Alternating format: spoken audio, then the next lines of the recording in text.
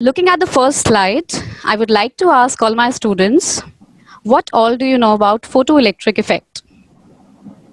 If anyone can answer, students, please feel free to interact. Let us all make it an interactive session. Anyone? Ma'am, photoelectric effect is actually describing about the particle nature of light. Okay. Any other?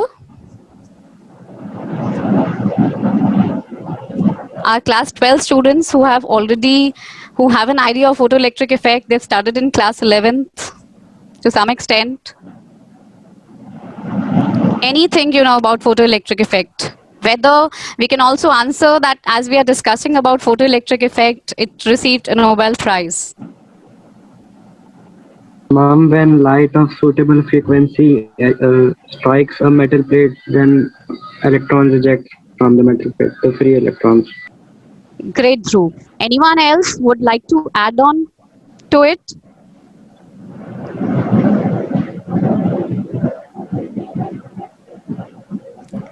Okay. So you will get to know about your answers as we proceed in our session. So next slide.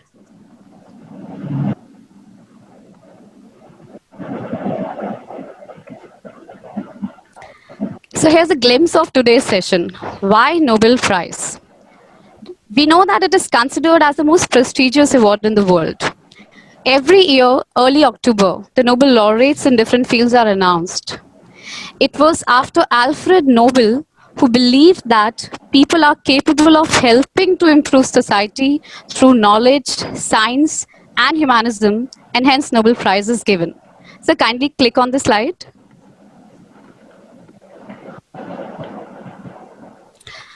How long does it take any research work to reach a Nobel Prize? In this session, you will come to know how long after the experiment Einstein received the Nobel Prize for photoelectric effect. We have been reading in the books about Einstein's photoelectric effect.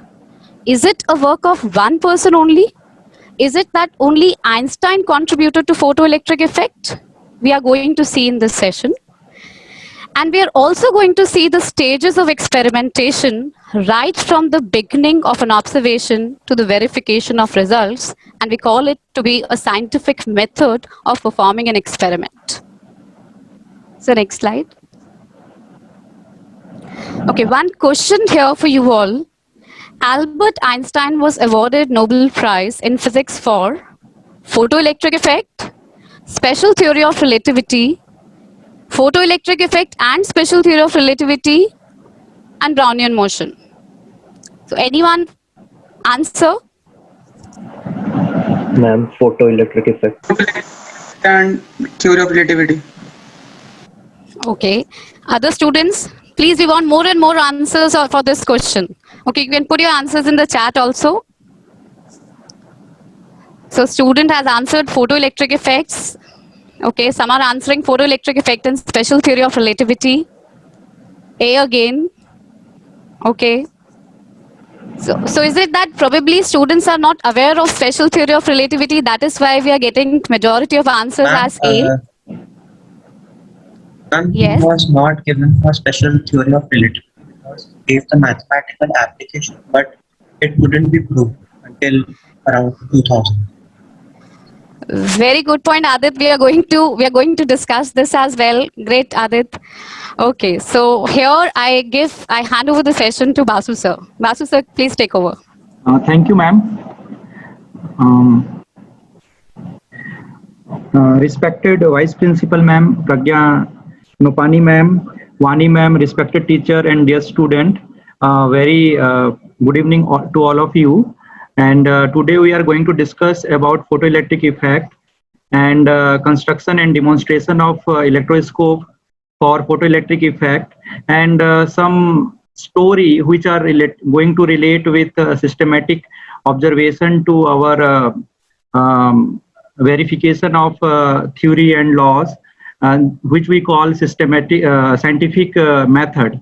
तो बहुत ही जल्दी हम ये सब सीखने वाले हैं और बिल्कुल मन में कोई हेजिटेशन मत रखिए, जो भी सवाल आपको लगता है जब भी, तो आप बेझिझक पूछिए। तो मैं यहाँ से सेशन स्टार्ट करने वाला हूँ। सबसे पहले हम ये समझें कि जब हम फोटो इलेक्ट्रिक इफेक्ट की बात करते हैं तो ये कौन सी एज की बात कर रहे हैं, कौन सी ईयर की बात कर रहे हैं। तो अगर आइंस्टीन की थ्योरी की अगर बात करें तो उन्होंने बहुत अच्छे अच्छे थ्योरी हमें दिए हैं, और उनके जो गोल्डन ईयर है जिसको हम 1905 के नाम से जानते हैं, और इसमें 3 रिसर्च पेपर उनके पब्लिश्ड हुए थे और वो बहुत ही फेमस थे। आप सबको पता होगा कि E=mc²। जब भी हम बात करते हैं तो हमारे मन में एक बहुत ही बड़ा इक्वेशन है, एक बहुत ही रिनाउंड इक्वेशन है, ऐसा हमें लगता है। और ये इक्वेशन इतना मतलब इम्पॉर्टेंट है हमारे लाइफ के लिए, जो ये बताती है कि मास और एनर्जी में एक रिलेशनशिप है जो कि E=mc² से रिलेट होती है। और ये outcome basically special theory of relativity से आई है। ये एक छोटा सा ही आउटकम है स्पेशल थ्योरी ऑफ रिलेटिविटी का, ऐसे बहुत सारे इसके आउटकम्स हैं। आप आगे जाके ट्विंस पैराडॉक्स वगैरह भी पढ़ेंगे, या जीपीएस का एवरीडे अगर आप देखेंगे कि जो हमारे जीपीएस सिस्टम है या फिर सैटेलाइट्स हैं, उनका एवरी डे एक टाइम सिंक्रोनाइजेशन होता है। तो ये जो टाइम सिंक्रोनाइजेशन वाली जो फिनोमिना है वो स्पेशल थ्योरी ऑफ रिलेटिविटी से आती है। इसका जो सेकंड उन्होंने पेपर पब्लिश किया था उसमें एक छोटा सा पार्ट फोटो इलेक्ट्रिक इफेक्ट का था। अगर हम आगे डिस्कस भी करेंगे फोटो इलेक्ट्रिक के बारे में, कुछ लोगों ने इसके डेफिनेशंस भी बताए, तो मैं यहाँ right now photo electric effect के बारे में बहुत ज्यादा कुछ नहीं बोलने वाला हूँ। उसके बाद उनकी जो थर्ड पेपर थी ब्राउनियन मोशन पे थी। इसको रॉबर्ट ब्राउन ने ऑब्जर्व किया था। ये मोशन बेसिकली होता क्या है कि कोई सस्पेंडेड पार्टिकल अगर गैस और लिक्विड मीडियम में है तो उसकी एक रैंडम मोशन होती है। उस रैंडम मोशन के फिनोमिना को ब्राउनियन मोशन कहते हैं, और इसके लिए जो मॉडलिंग की थी वो आइंस्टीन ने की थी 1905 में। तो इसलिए इसको गोल्डन ईयर उनके लाइफ का हम मान सकते हैं। और उसके बाद उन्होंने एक बहुत बड़ा गिफ्ट हमें दिया जिसको हम जनरल थ्योरी ऑफ रिलेटिविटी के नाम से जानते हैं। और जनरल थ्योरी ऑफ रिलेटिविटी अगर हम सिंपली समझना चाहें तो आप सभी को पता है कि हम ब्लैक होल के बारे में बात करते हैं। लास्ट ईयर भी हमें नोबेल प्राइज जो दिया गया ब्लैक होल के ऊपर ही दिया गया था, उस पर जो रिसर्च हुए उस पर दिया गया था। लेकिन अनलकली अगर हम ये बोलें कि आइंस्टीन को कभी जनरल थ्योरी ऑफ रिलेटिविटी पे नोबेल प्राइज नहीं मिली, ना ही स्पेशल थ्योरी ऑफ रिलेटिविटी पे मिली। उस समय जो साइंटिफिक कम्युनिटी थी उनको इस थ्योरी की इतनी रियलाइजेशन नहीं थी कि ये इतने इफेक्टिव हैं हमारे लाइफ के लिए। बट अब नाउ रियलाइज कर रहे हैं और इस पे बहुत सारे रिसर्च हो चुके हैं। अब ये थ्योरी वेल इस्टेब्लिश्ड है हमारे लिए। तो आइंस्टीन बहुत ही बड़े थियोरेटिकल फिजिसिस्ट थे, उन्होंने एक्सपेरिमेंटल फिजिसिस्ट नहीं रहे, इसलिए उनकी थ्योरी को समझने में थोड़ी डिफिकल्टी रही फिजिक्स कम्युनिटी को। और उनको नोबेल प्राइज जो है फाइनली फोटो इलेक्ट्रिक इफेक्ट पे दिया गया 1922 को। बट ये जो नोबेल प्राइज है 1921 के नाम से आता है, और इसलिए हम अभी 100 ईयर्स उनके सेलिब्रेशन कर रहे हैं। तो चलिए आगे देखते हैं कुछ और स्लाइड्स। जैसे कि मैंने पहले ही बता चुका हूं कि आइंस्टीन को जो नोबेल प्राइज मिला उसकी अगर हम देखें तो इस नेम पे मिला कि for his service to theoretical physics and specially for the discovery of law of photoelectric effect. कुछ बच्चों ने क्वेश्चन में सी ऑप्शन भी दिया था, स्पेशल थ्योरी ऑफ रिलेटिविटी पे भी उनको मिला है, फोटो इलेक्ट्रिक इफेक्ट पे भी मिला है। तो ऐसा नहीं है। मैं थोड़ा सा यहाँ पे हिस्ट्री आप लोगों को बताना चाहूंगा, बहुत ही इंटरेस्टिंग है। 1905 को उन्होंने 3 पेपर पब्लिश किए और 1915 को उनका जनरल थ्योरी ऑफ रिलेटिविटी आ चुका था। इनका nomination, first nomination Nobel prize के लिए उनको 1910 पे दिया गया, और ये जो दिया गया स्पेशल थ्योरी ऑफ रिलेटिविटी के ऊपर दिया गया। ये अप टू 1914 तक उनको नॉमिनेशन गया, 1911 को उनको नॉमिनेशन नहीं गया था। उसके बाद 1910, 1912, 1913, 1914 यहाँ तक इनको स्पेशल थ्योरी ऑफ रिलेटिविटी के लिए हमेशा नॉमिनेशन गया नोबेल प्राइज के लिए। बट उनके पास इस थ्योरी को वेरिफिकेशन करने के लिए कोई एविडेंस नहीं थे, प्रॉपर एक्सपेरिमेंटल सेटअप नहीं था, या कोई डेटा कलेक्शन नहीं था इस थ्योरी के लिए सपोर्ट में, तो उनको कभी नोबेल प्राइज नहीं मिला। लेकिन अगर हम आगे की बात करें, जैसे अगर मैं बोलूं कि 1915 में जब उन्होंने जनरल थ्योरी ऑफ रिलेटिविटी दी, तो उसके बाद 1916 से लेकर 1919 तक उनको तीन बेसिक जो उनकी थ्योरी थी, special theory of relativity, general theory of relativity और ब्राउनियन मोशन पे नोबेल प्राइज के लिए नॉमिनेशन किया गया, बट उसके बाद भी कभी उनको इस पे कभी नोबेल प्राइज नहीं मिला। फिर अगेन वही उनके साथ एक प्रॉब्लम रही कि साइंटिफिक कम्युनिटी या फिजिक्स कम्युनिटी उस समय कहें इनकी थ्योरी को उतना वेटेज नहीं देते थे, क्योंकि कोई एक्सपेरिमेंटल फैक्ट इनके सामने नहीं थे। उसके बाद 1900 अगर हम 20 की बात करें या 21 की बात करें, तब भी जनरल थ्योरी ऑफ रिलेटिविटी को वेटेज दिया गया ज्यादातर। और 1922 में फर्स्ट टाइम ऐसा हुआ कि photo electric effect and general theory of relativity दोनों का नॉमिनेशन एक साथ गया। लेकिन फिजिक्स कम्युनिटी उनसे पूछी, जिन्होंने नॉमिनेशन किया था उनको बेसिकली उसके प्रूफ देना पड़ता है, उसके सपोर्ट में कुछ एक्सपेरिमेंटल डेटा देने पड़ते हैं। तो उनको ये बोला गया कि चलिए ठीक है, अगर आप जनरल थ्योरी ऑफ रिलेटिविटी को मानते हैं कि बहुत अच्छा थ्योरी है, तो कुछ इसके लिए प्रूफ या इसके सपोर्ट में कुछ लाइए एक्सपेरिमेंटल फैक्ट्स। तो वो ला नहीं पाए, लेकिन फोटो इलेक्ट्रिक इफेक्ट के ऊपर ऑलरेडी बहुत सारे रिसर्च हो चुके थे तब तक, तो उनको फाइनली 1922 में नोबेल प्राइज दिया गया। लेकिन फॉर द ईयर 1921, ये आप ध्यान रखिएगा, क्योंकि 1922 पे जो नोबेल प्राइज मिला वो बोर को मिला। और एक छोटी सी हिस्ट्री में और बताना चाहता हूँ, क्वांटम फिजिक्स जो डेवलप हुआ वो उसका जो अगर बर्थ माने तो हम दिसंबर 1900 को मानते हैं। फर्स्ट क्वांटम फिजिक्स पे जो नोबेल प्राइज मिला वो प्लैंक को मिला। सेकंड जो मिला 1921 में अल्बर्ट आइंस्टीन को मिला, और थर्ड नोबेल प्राइज मिला बोर को। तो ये कुछ हिस्ट्री है, कुछ मजेदार हिस्ट्री है। आप देखिए कि इतने अच्छे थ्योरी होने के बाद भी जब साइंटिफिक डेटा हमारे पास नहीं होते हैं, प्रॉपर एक्सपेरिमेंट्स नहीं होते हैं, तो किस तरीके से थ्योरी की वेटेज कम हो जाती है। ये बेसिकली लर्निंग है। अगर हम आइंस्टीन के नोबेल प्राइज की अगर हिस्ट्री को चेक करें तो ये हमें बातें समझ में आती है। चलिए थोड़ा सा और आगे बढ़ते हैं, इसी सिलसिले को आगे बढ़ाते हैं। तो आज हम बेसिकली फोटो इलेक्ट्रिक इफेक्ट के बारे में समझना चाहते हैं, वो भी सिंपल शब्दों में। वैसे तो आप एनसीईआरटी की अगर किताब खोल के देखेंगे और भी बहुत सारे अच्छे बुक्स देखेंगे तो आपको नजर आएंगे कि कुछ सोफिस्टिकेटेड सेटअप्स वहां पे हमें नजर आते हैं, बहुत सारे अलग अलग तरीके से सेटअप्स नजर आते हैं। लेकिन आज जो हम इसमें समझने वाले हैं, फोटो इलेक्ट्रिक इफेक्ट इलेक्ट्रोस्कोप की मदद से समझने वाले हैं। आपको सबसे पहले इलेक्ट्रोस्कोप के बारे में पता चला होगा, तो आई थिंक 8th क्लास में आपको पता चला होगा कि इलेक्ट्रोस्कोप क्या है, इसका कंस्ट्रक्शन कैसे करते हैं। आज थोड़ा सा फिर से हम रिवाइज कर लेते हैं सो दैट कि आपको समझने में आसानी हो, और हम इसका बनाना भी, इसको कैसे बनाया जाता है हाउस होल्ड स्टफ्स का यूज करके, वो आज हम देखेंगे। और हम आपको ये भी प्रेरित करेंगे कि आप जरूर बनाएं ये चीज, और डिमॉन्स्ट्रेशन फोटो इलेक्ट्रिक इफेक्ट का जरूर देखें। तो चलिए इसमें मैं एक क्वेश्चन पूछना चाहूंगा कि आगे देखते हैं कि आपके मन में जरूर एक क्वेश्चन आ रहा होगा कि इलेक्ट्रोस्कोप को हम क्यों यूज करना चाहते हैं। तो ये क्वेश्चन मेरे आप सभी लोगों के लिए है कि what is the use of electroscope. इसका जो पहला ऑप्शन है, to detect the presence of charge on any body, to determine the polarity of the charge on the charged body using triboelectric series, और to qualitative demonstration of photoelectric effect. तो इसमें से कौन सा option आपको सही लगता है, आप अनम्यूट करके बोल सकते हैं तो मुझे खुशी होगी। Sir option B, to detect the presence of charge on any body. हाँ बिल्कुल सही। और किसी को कुछ कहना है?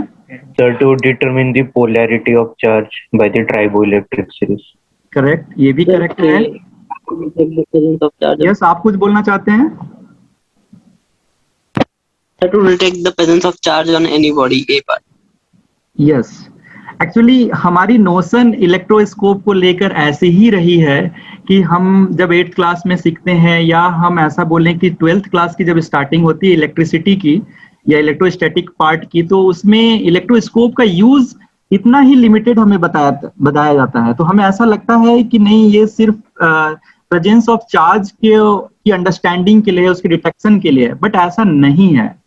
अगर हमें ट्राइबोइलेक्ट्रिक सीरीज के बारे में पता हो तो हम ये भी बता सकते हैं कि कौन सी पोलैरिटी की चार्ज है उस इलेक्ट्रोस्कोप में जिसने चार्ज किया है, या जिस बॉडी से वो चार्ज हुआ है तो उसमें कौन सी मतलब चार्ज था, कौन सा टाइप था, पॉजिटिव था या नेगेटिव था। और साथ ही साथ ये सबसे बड़ा इंपॉर्टेंट है कि हम फोटो इलेक्ट्रिक इफेक्ट का डिमॉन्स्ट्रेशन भी देख सकते हैं। ये बहुत बड़ा यूज है जिसके बारे में बहुत ही कम लोगों को ज्ञान है, और इसके पीछे कारण ये है कि हम हिस्ट्री देखना बंद कर देते हैं। और ये मैं हिस्ट्री से आप इसको जरूर ऐड करूंगा कि फोटो इलेक्ट्रिक इफेक्ट को कैसे स्टार्टिंग के दिनों में देखा गया था, और उसको with the help of electroscope only ही देखा गया था। उसी से समझ में आया था लोगों को कि ये फोटो इलेक्ट्रिक इफेक्ट कैसे हुआ था। तो जैसे जैसे Sir, यहाँ पे I would like to ask one question to students. Can I, sir? Yes ma'am. Okay, so as we have here students of class 12th, so if anyone can answer triboelectric series में what is the meaning of the word tribo?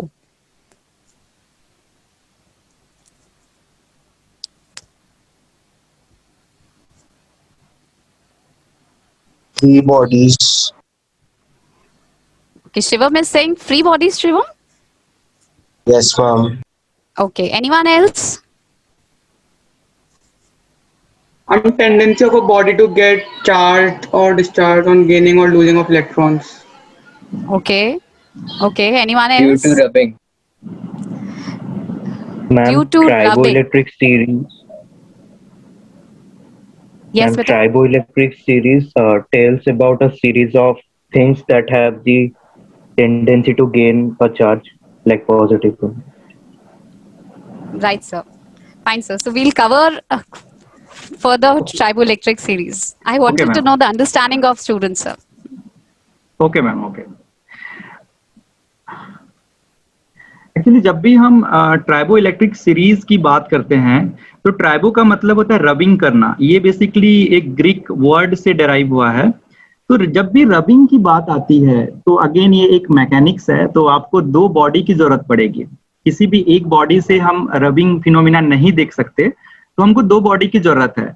अब ये क्या किया गया है, ये एक experimental data है बेसिकली। अगर देखा जाए तो ये एक सीरीज बनाया गया है और इसको 1775 में जोहान कार्ल विल्के ने इसका एक सीरीज बनाया था। उन्होंने अपने पेपर में ये पब्लिश किया था कि इस तरीके से नो डाउट उस समय कुछ छोटा सा सीरीज रहा होगा, बट धीरे धीरे और भी लोगों ने एक्सपेरिमेंट किए और इसमें एक सीरीज में रखा। इस सीरीज का मतलब क्या है, जो टॉप में रहेंगे वो सबसे हाईएस्ट पॉजिटिव चार्ज वाले हैं, वो सबसे पहले पॉजिटिव चार्ज एक्वायर करेंगे, और जो सबसे नीचे आते हैं इस सीरीज में वो सबसे ज्यादा नेगेटिव चार्ज एक्वायर करेंगे। इस सीरीज का मतलब यही है। तो अगर हम दो अलग अलग मटेरियल्स लें, जैसे फॉर एग्जांपल अगर हम ग्लास ले लें और वूल या सिल्क का कॉम्बिनेशन लें, अगर इसको आपस में रबिंग करें तो ग्लास में पॉजिटिव चार्ज आएगा और वूल में नेगेटिव चार्ज आएगा। क्योंकि आप यहाँ पे देख रहे होंगे ट्राइबो इलेक्ट्रिक सीरीज में ग्लास ऊपर है एंड वूल नीचे है, तो इसलिए, या कॉटन नीचे है, तो इस तरीके से अगर आप वूल, सिल्क या कॉटन के साथ अगर इसको रबिंग करते हैं ग्लास को, तो glass always positive charge acquire करेगा और वूल नेगेटिव चार्ज एक्वायर करेगा। अगर हम पॉलीथीन की बात करें, जैसे हो गया हमारा स्केल पॉलीथीन का बना होता है, तो अगर हम पॉलीथीन की बात करें, पॉलीथीन और वूल या सिल्क की कॉम्बिनेशन लें तो पॉलीथीन नेगेटिव चार्ज एक्वायर करेगा and wool positive charge acquire करेगा आफ्टर रबिंग। क्यों? क्योंकि पॉलीथीन नीचे आता है सीरीज में। तो ये दो चीजें आपको ध्यान रखनी है, इसका हम डिमॉन्स्ट्रेशन में यूज भी करने वाले हैं, स्पेशली ग्लास का। ग्लास की जगह पे हम एक्रिलिक सीट भी यूज कर सकते हैं। एक्रिलिक सीट एंड वूल अगर कॉम्बिनेशन में लें तो एक्रिलिक पॉजिटिव चार्ज एक्वायर करता है। ये थोड़ा सा अपने दिमाग में लेके चलिएगा क्योंकि इसका यूज करने वाला है। अब थोड़ा हम इलेक्ट्रोस्कोप के बारे में जानना चाहते हैं कि उसको बनाते कैसे हैं। आप लोगों को पता ही होगा, बट ठीक है, थोड़ा देख लेते हैं।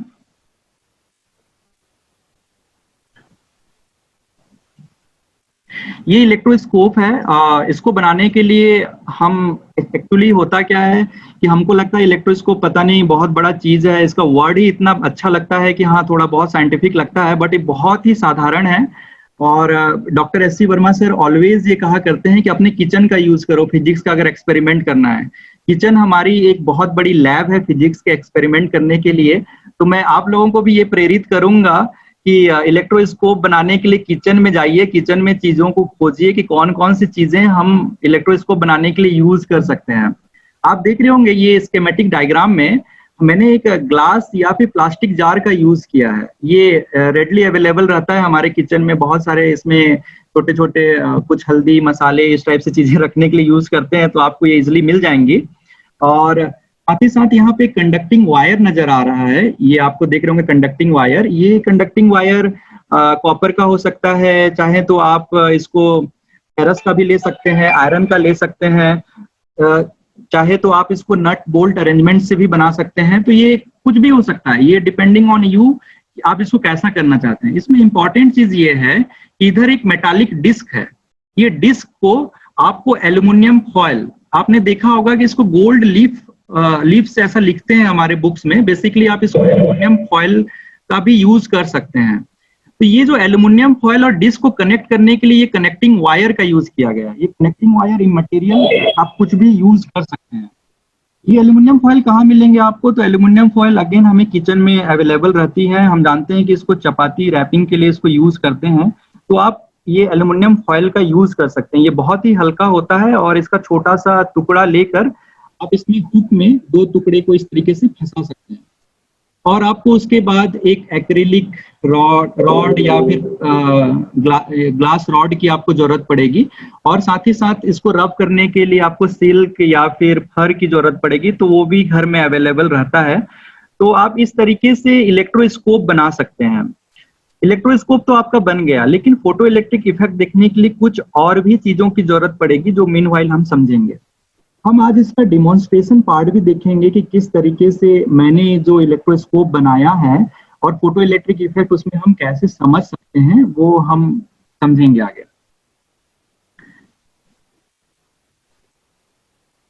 अब इसको चार्जिंग कैसे करना है, ये एक इम्पॉर्टेंट चीज है, उस पर ध्यान देना है और इसके पीछे की फिजिक्स भी समझना है। ये आप देख रहे होंगे कि एक चार्ज ग्लास रॉड है, ये चार्ज कैसे हुआ? तो इसको चार्जिंग करने के लिए मैं सिंपली क्या किया हूँ, ग्लास रॉड को सिल्क के साथ या वूल के साथ मैंने रबिंग की है।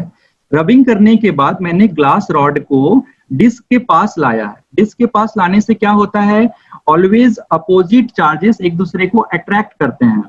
तो जब यहाँ पे पॉजिटिव चार्ज ग्लास में है तो वो इलेक्ट्रॉन्स को अट्रैक्ट करेगा, और इलेक्ट्रॉन्स को अट्रैक्ट करने के कारण यहाँ पे बहुत सारा एक नेगेटिव चार्ज डेंसिटी डेवलप हो जाएगी। और ये ऐसा मान सकते हैं जैसे कि ये बॉन्डिंग में है, बेसिकली कोई बॉन्डिंग में नहीं है, ये अट्रैक्शन फोर्स के कारण बॉन्डिंग बनी हुई है। अगर मैं ग्लास रॉड को यहाँ से हटा दूं तो ये चार्ज भी यहाँ से डिसअपियर हो जाएंगे। ये चार्ज यहाँ पे जो अपियर हो रहा है ये आपको विजिबल नहीं होगा, क्योंकि ये चार्ज है, ये आपको विजिबल नजर नहीं आएगा, बट इफेक्ट समझ सकते हैं। और जैसे ही इसको हम इसके पास लाते हैं तो यहाँ पे एक चार्ज सेपरेशन होगा। चार्ज सेपरेशन इसलिए होगा क्योंकि ये पहले न्यूट्रल था, ये पूरा सिस्टम, ये जो आप देख रहे होंगे इलेक्ट्रोस्कोप पे ये डब्बा वाला पार्ट जो है ये पहले न्यूट्रल था। अगर यहाँ पे negative charge suppose Q amount develop होता है तो उतना ही पॉजिटिव चार्ज क्यू अमाउंट यहाँ पे ये फॉयल के पास डेवलप होगा। क्योंकि ये सेम फॉयल जो है 2 फॉइल्स थे वहां पे एल्यूमिनियम के, और दोनों ने कुछ चार्ज एक्वायर कर लिया, इसलिए आपस में ये लोग रिपल्सन करेंगे, और रिपल्सन करने के कारण उसमें एक डाइवर्जेंस आपको नजर आएगी। तो यहाँ पे जो हम डाइवर्जेंस देख रहे हैं बेसिकली दोनों में पॉजिटिव चार्ज होने के कारण ये डाइवर्जेंस नजर आ रही है। हम इसके बाद देखते हैं नेक्स्ट स्लाइड कि हमें उसके बाद करना क्या है। हमें क्या करना है, ये जो डिस्क आप ऊपर में देख रहे हैं उसको आप फिंगर से टच कर दीजिए। जैसे ही आप फिंगर से टच करेंगे यहाँ के पॉजिटिव चार्ज को ग्राउंड से इलेक्ट्रॉन सप्लाई मिल जाएगा और इसको न्यूट्रलाइज कर देगा।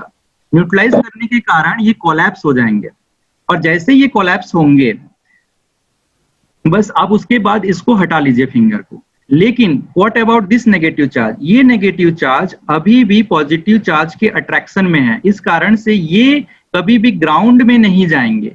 आप जरूर यहाँ पे टच कर रहे हैं बट ये इलेक्ट्रॉन्स नहीं जा रहे हैं, बल्कि इलेक्ट्रॉन्स का ग्राउंड से सप्लाई होकर पॉजिटिव चार्ज तक पहुंच रहा है, और उस कारण से पॉजिटिव चार्ज न्यूट्रलाइज हो रहे हैं। ये ध्यान रखने वाली बात है। अब हम क्या करेंगे, इसके बाद हम हाथ हटा लेंगे। हमने हाथ को हटा लिया, लेकिन ग्लास रॉड को अभी भी नहीं हटाया है। क्योंकि हमने ग्लास रॉड को नहीं हटाया है इसलिए अभी भी नेगेटिव जो चार्जेस यहाँ पे हैं वो एक्स्ट्रा चार्ज आ गया। आप इसको ऐसा मान सकते हैं कि जो ग्राउंड से जो चार्ज आया बेसिकली अब वो एक्स्ट्रा हो गया। ये अमाउंट, इतना अमाउंट का चार्ज बेसिकली अभी ग्राउंड से हमारा आया है, ये आप ऐसा मान सकते हैं। अभी हो क्या रहा है, मैंने ग्लास रॉड को भी हटा लिया। जैसे ही ग्लास रॉड को हटाया, यहाँ का जो इलेक्ट्रॉन है अब वो पूरे इंटायर बॉडी पे डिस्ट्रीब्यूट हो जाएगा, क्योंकि इलेक्ट्रॉन तो यहाँ पे इसलिए था पहले क्योंकि यहाँ पे पॉजिटिव चार्ज थी। जब पॉजिटिव चार्ज ही हटा दिए तो ये आपस में इस तरीके से डिस्ट्रीब्यूट हो जाएंगे। अगर ये सिमेट्रिक बॉडी होता तो डिस्ट्रीब्यूशन सिमेट्रिक होता, क्योंकि ये एसिमेट्रिक बॉडी है इसलिए डिस्ट्रीब्यूशन भी एसिमेट्रिक होगा। मैं ये नहीं बता पाऊंगा कि यहाँ पे कितने चार्ज अभी हैं और यहाँ पे कितने चार्ज हैं, दोनों इक्वल हैं या नहीं है, वो उसके बारे में मैं नहीं बता पाऊंगा। लेकिन मैं इतना जरूर बोल सकता हूँ कि यहाँ पे जो इलेक्ट्रॉन थे अभी वो इंटायर बॉडी पे डिस्ट्रीब्यूट हो गए हैं, जितने भी कंडक्टिंग बॉडी थी उस पर डिस्ट्रीब्यूट हो गए हैं। इसलिए मैं यहाँ पे एरो का मार्क दिखाया हूँ कि इलेक्ट्रॉन किधर की ओर अपोजिट कर रहा है, क्योंकि इलेक्ट्रॉन दोनों लीफ पे आ गया। अगेन क्योंकि ये सेम काइंड ऑफ चार्जेस हैं इसलिए अगेन डाइवर्ज होगा। आपने देखा था प्रीवियस स्लाइड में कि ये एल्युमिनियम फॉयल कोलैप्स कर गए थे, लेकिन अभी ये अगेन डाइवर्ज हो गए क्योंकि यहाँ का इलेक्ट्रॉन शिफ्ट हो चुका है दोनों फॉयल पे, और दोनों फॉयल पे भी सेम चार्जेस हैं, इसलिए ये आपस में एक दूसरे को रिपल्सन करेंगे और रिपल्सन करने के कारण ये डाइवर्ज हो गए हैं।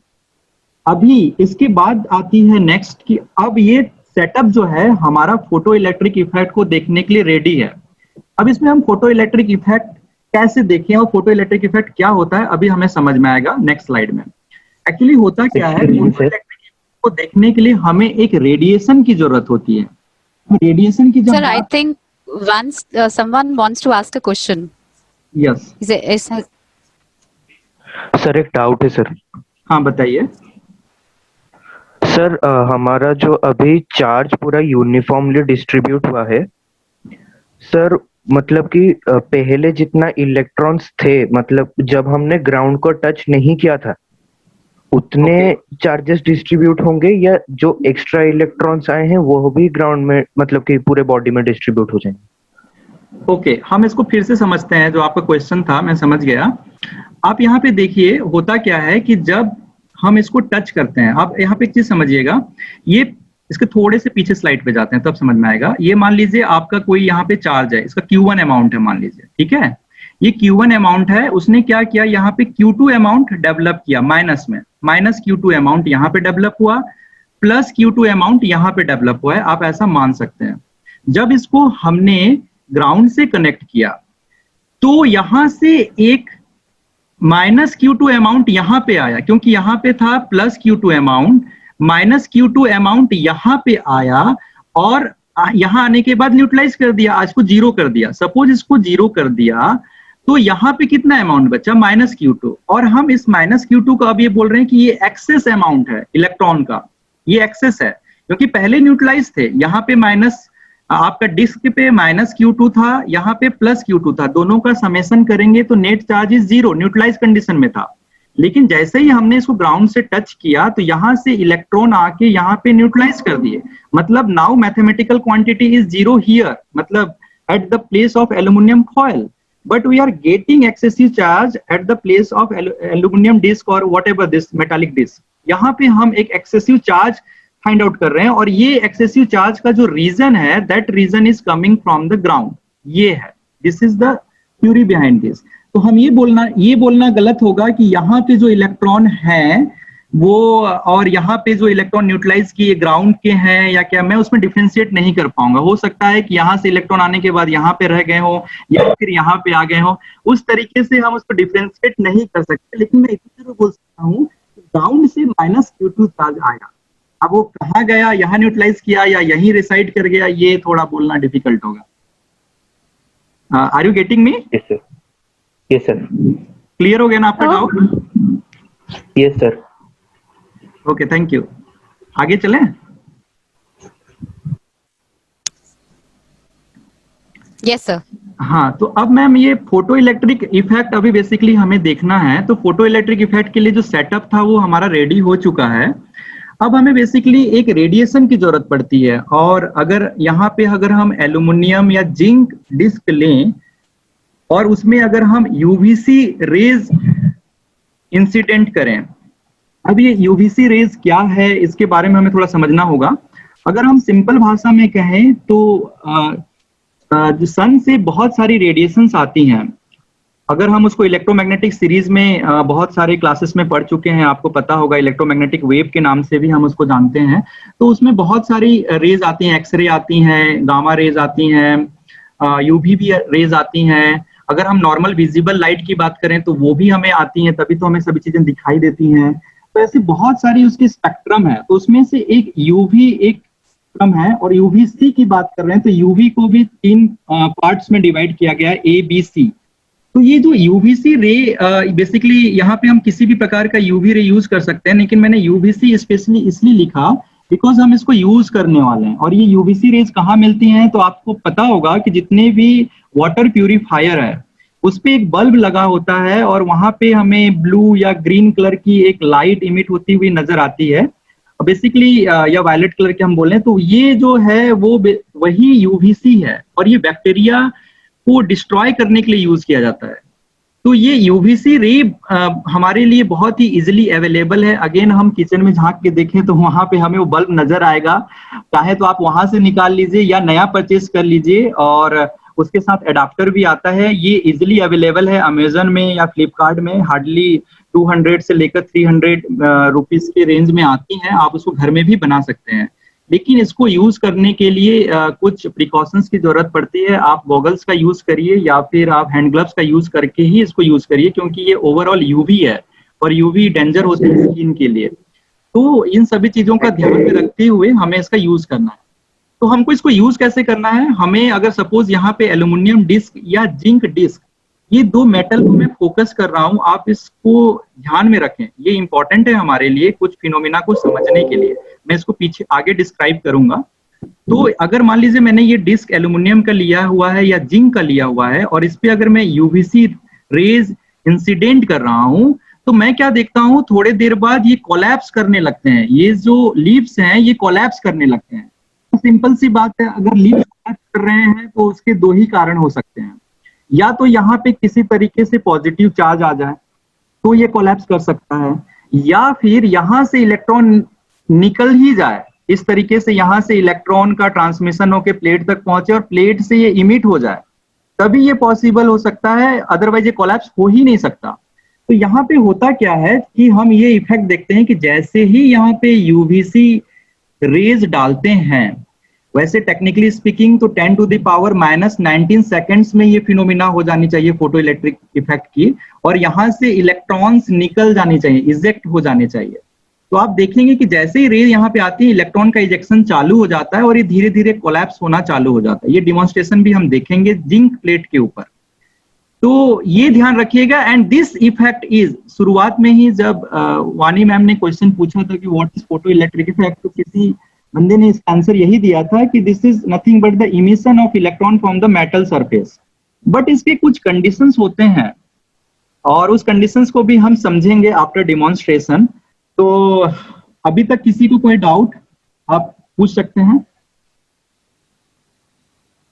अदरवाइज हम डिमॉन्स्ट्रेशन अभी देखने वाले हैं।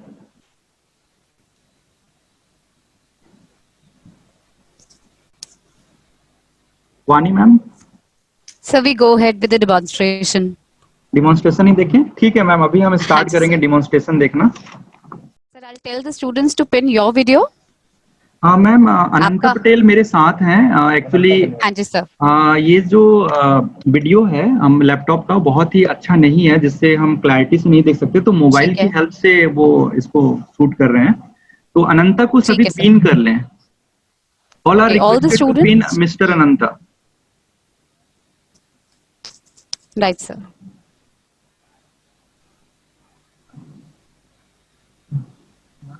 I hope everyone is able to do that. Yes, ma'am.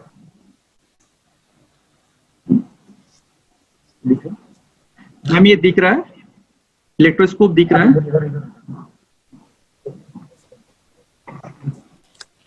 Sunny ma'am, do we need to share the screen right now? Because in that case, the pin, even if you pin, it's a small video.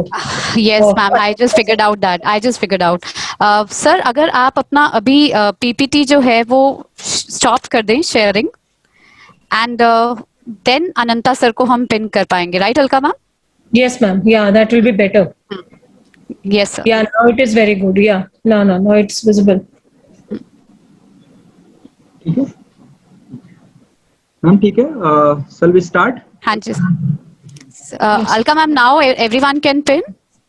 I think yes, everybody should be able to pin now, and it's a big screen. Actually, it's on big screen. It was without that also. No, if you share screen, if the host shares screen, then the share screen remains on the screen for the most of the portion. Okay, ma'am, we go ahead. Yes.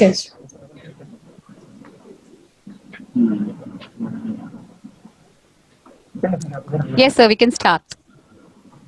जैसे कि आप सभी लोग देख पा रहे होंगे, मेरे पास एक जार है और ये जार प्लास्टिक का है और इसको मैंने किचन से ही लिया है और इसको बनाने के लिए कुछ और भी चीज़ों का यूज़ किया है। आप यहाँ पे देख रहे होंगे कि ये एल्युमिनियम फॉयल है, यहाँ पे 2 फॉयल नज़र आ रहे हैं। ये बहुत ही हल्का होता है और इसको बेसिकली ये है एल्युमिनियम फॉयल, आप सभी को पता ही होगा। और यहाँ पे एक हुक बनाया गया है। दिस इज वेरी इंपॉर्टेंट कि आपको एक हुक की जरूरत पड़ेगी और ये हुक आप कॉपर से बना सकते हैं, किसी भी कंडक्टिंग वायर का बना सकते हैं। ये हुक क्यों बनाया गया है? ये इस हुक की मदद से हम इसको यहाँ पे इस तरीके से पिन कर पाएंगे और ये फ्रीली पिन्ड है। ये आपस में ऐसा नहीं है कि यहाँ कुछ हम लोगों ने इसको चिपका दिया, ऐसा बिल्कुल नहीं है। ये फ्रीली पिन्ड है। आप देख रहे होंगे कि ये एक अलग पार्ट है, ये एक अलग पार्ट है, सो दैट कि थोड़ा सा भी अगर इसमें चार्ज आता है तो ये आपस में रिपल कर सके एक दूसरे को, इसके लिए ये बनाया गया है। और ये रॉड एक देख रहे होंगे, ये बेसिकली रॉड नहीं है, ये एक बोल्ट है, ये फेरस का एक बोल्ट है और यहाँ पे एक नट है। ये नट सिस्टम से, इसको बोल्ट नट सिस्टम से मैंने इसको अरेंजमेंट बनाया हुआ है। और ये जो प्लेट आपको नजर आ रही होगी, ये प्लेट थिंक प्लेट है। उसी तरीके से मेरे पास कॉपर की प्लेट है। आप एल्युमिनियम प्लेट का भी यूज कर सकते हैं, घर में अवेलेबल रहता है एल्युमिनियम प्लेट। लेकिन जब भी एल्युमिनियम प्लेट का यूज करें, आप उसको फोटो इलेक्ट्रिक इफेक्ट देखने से पहले उसको रबिंग करनी पड़ेगी, क्योंकि उसमें एक ऑक्साइड लेयर होता है। उस लेयर को हटाना पड़ेगा सो दैट कि थोड़ी क्लीन एल्युमिनियम आपको नजर आए। अदरवाइज मेटालिक प्रॉपर्टी उसकी थोड़ी सी डिस्टॉर्ट हो जाएगी। तो इस चीजों का ध्यान रखना होगा। आई होप आप इसको बना पाएंगे। इस कंडक्टिंग रॉड का केवल एक ही यूज है, जो यहाँ पे बोल्ट मैंने यूज किया है, उसे केवल एक ही यूज है कि किसी तरीके से इस एल्युमिनियम फॉयल को इस प्लेट से कनेक्ट करना। वो आप किसी भी तरीके से कर सकते हैं, चाहे आप साइकिल का स्पोक यूज करें, चाहे घर में कपड़े सुखाने के लिए जो तार होता है हम उसका यूज करें, या कोई मोटा, जैसे मैंने ये जो यूज किया है यहाँ पे एक मोटे एल्युमिनियम वायर का यूज किया है।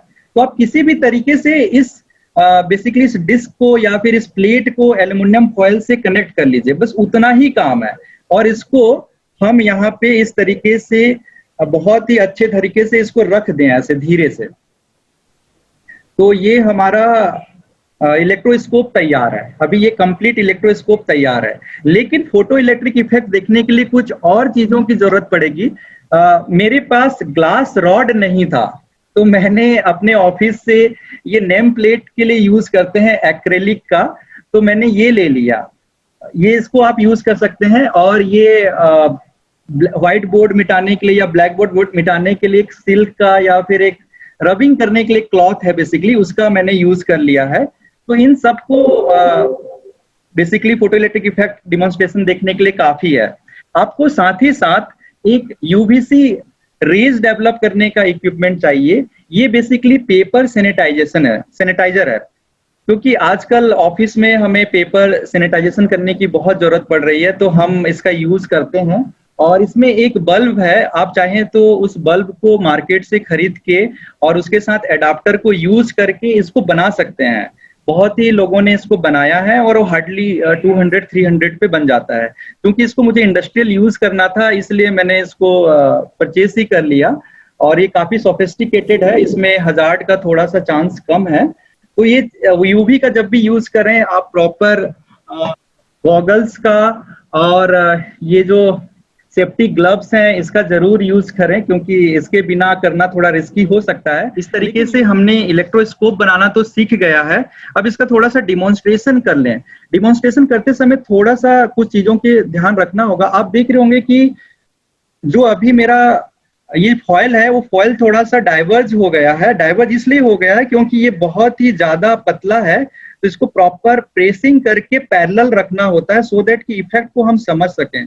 अगर ये ऑलरेडी डाइवर्ज्ड रहेंगे due to some bending of this foil, तो आप उसको नहीं समझ पाएंगे। अभी देखिए मैंने इसको प्रॉपरली पैरेलल कर लिया है एक दूसरे के, तो आप इसमें किसी प्रकार की बेंडिंग इफेक्ट नहीं है, कोई इसमें किसी प्रकार की सिकन नहीं है। तो आप अब इस पे अगर हम फोटो इलेक्ट्रिक इफेक्ट देखेंगे या किसी प्रकार की चार्जिंग इफेक्ट देखेंगे तो आप समझ पाएंगे। ये पूरी तरीके से कोलैप्स्ड है, आप देख रहे होंगे, आपको दिख रहा होगा कि ये पूरी तरीके से कोलैप्स्ड है।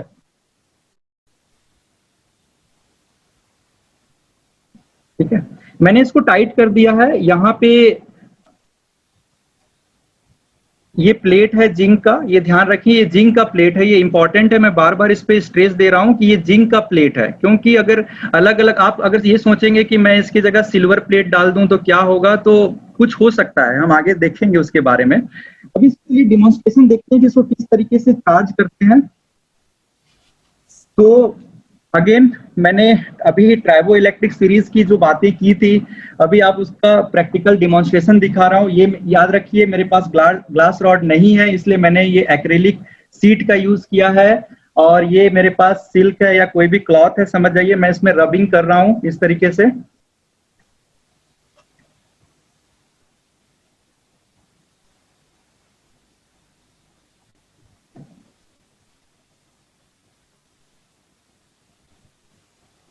तो थोड़ा पास लाइएगा।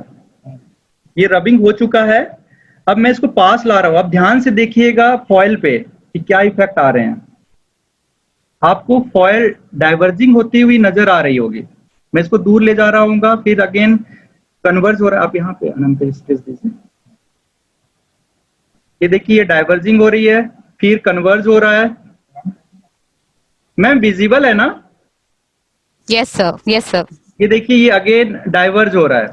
अब इसमें हमने क्या किया है, इसमें हमें पहले से पता है ट्राइबो इलेक्ट्रिक सीरीज की मदद से कि इसमें पॉजिटिव चार्ज हैं।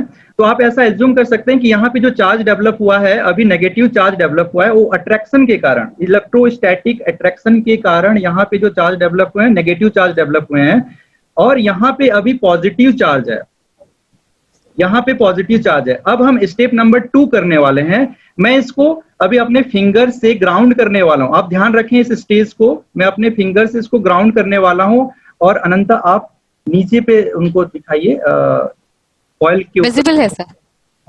मैं टच कर रहा हूं। हाँ,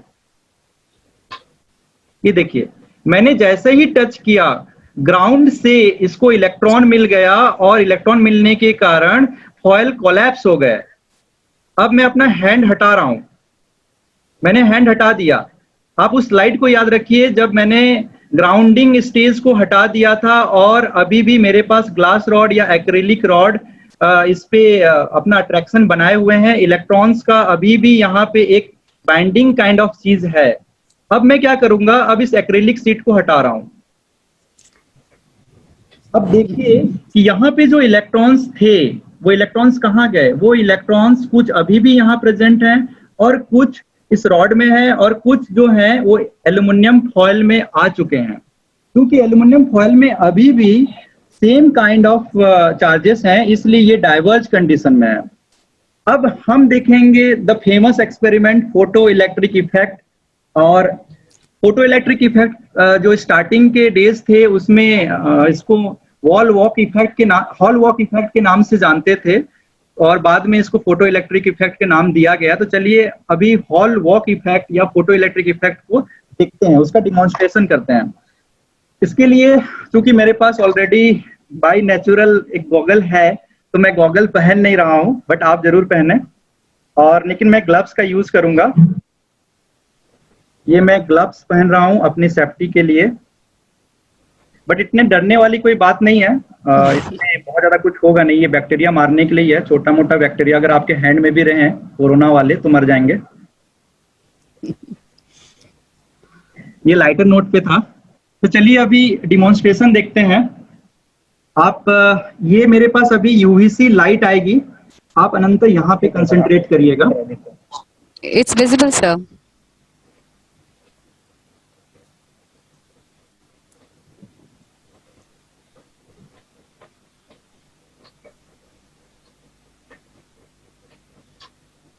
So now we can ask someone the effect, what we can observe.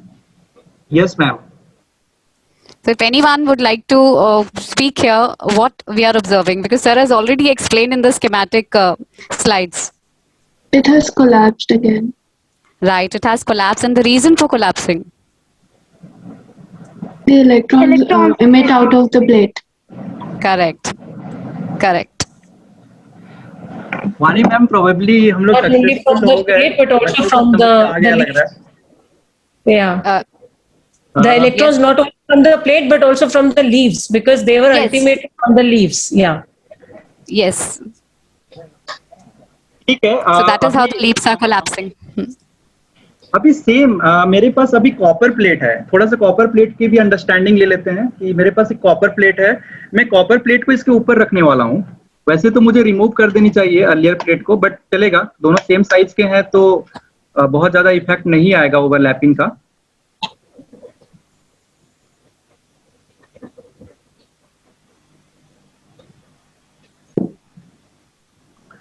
अभी फिर से इसको चार्ज करते हैं जैसे हमने पहले चार्ज किया था।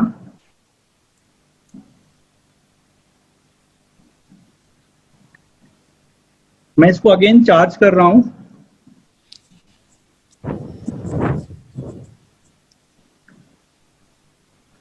आप देख रहे होंगे कि मैं जब कॉपर प्लेट के ऊपर इसको ला रहा हूं तो इस पे एक अगेन डाइवर्जेंस आ रहा है, मतलब ये अगेन चार्ज होने वाला है। और मैं इसको सबसे पहले हैंड टच करके डिस्चार्ज कर दिया, अभी अपना हैंड हटाया और इसको भी हटाया। वैसे चार्जिंग बहुत अच्छे से नहीं हुई, थोड़ा सा और ले लेते हैं।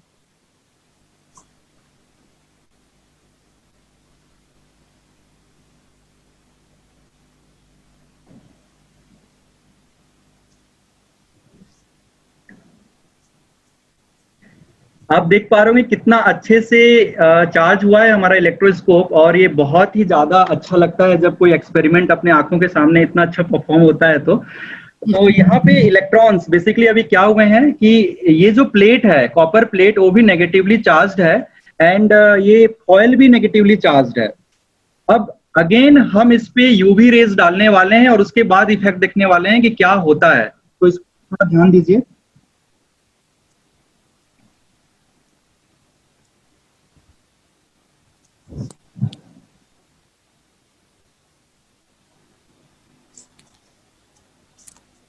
So again, we ask the observation from participants. Yes, ma'am.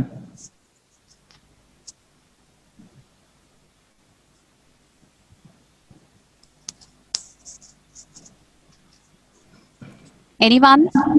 Observation बताइए।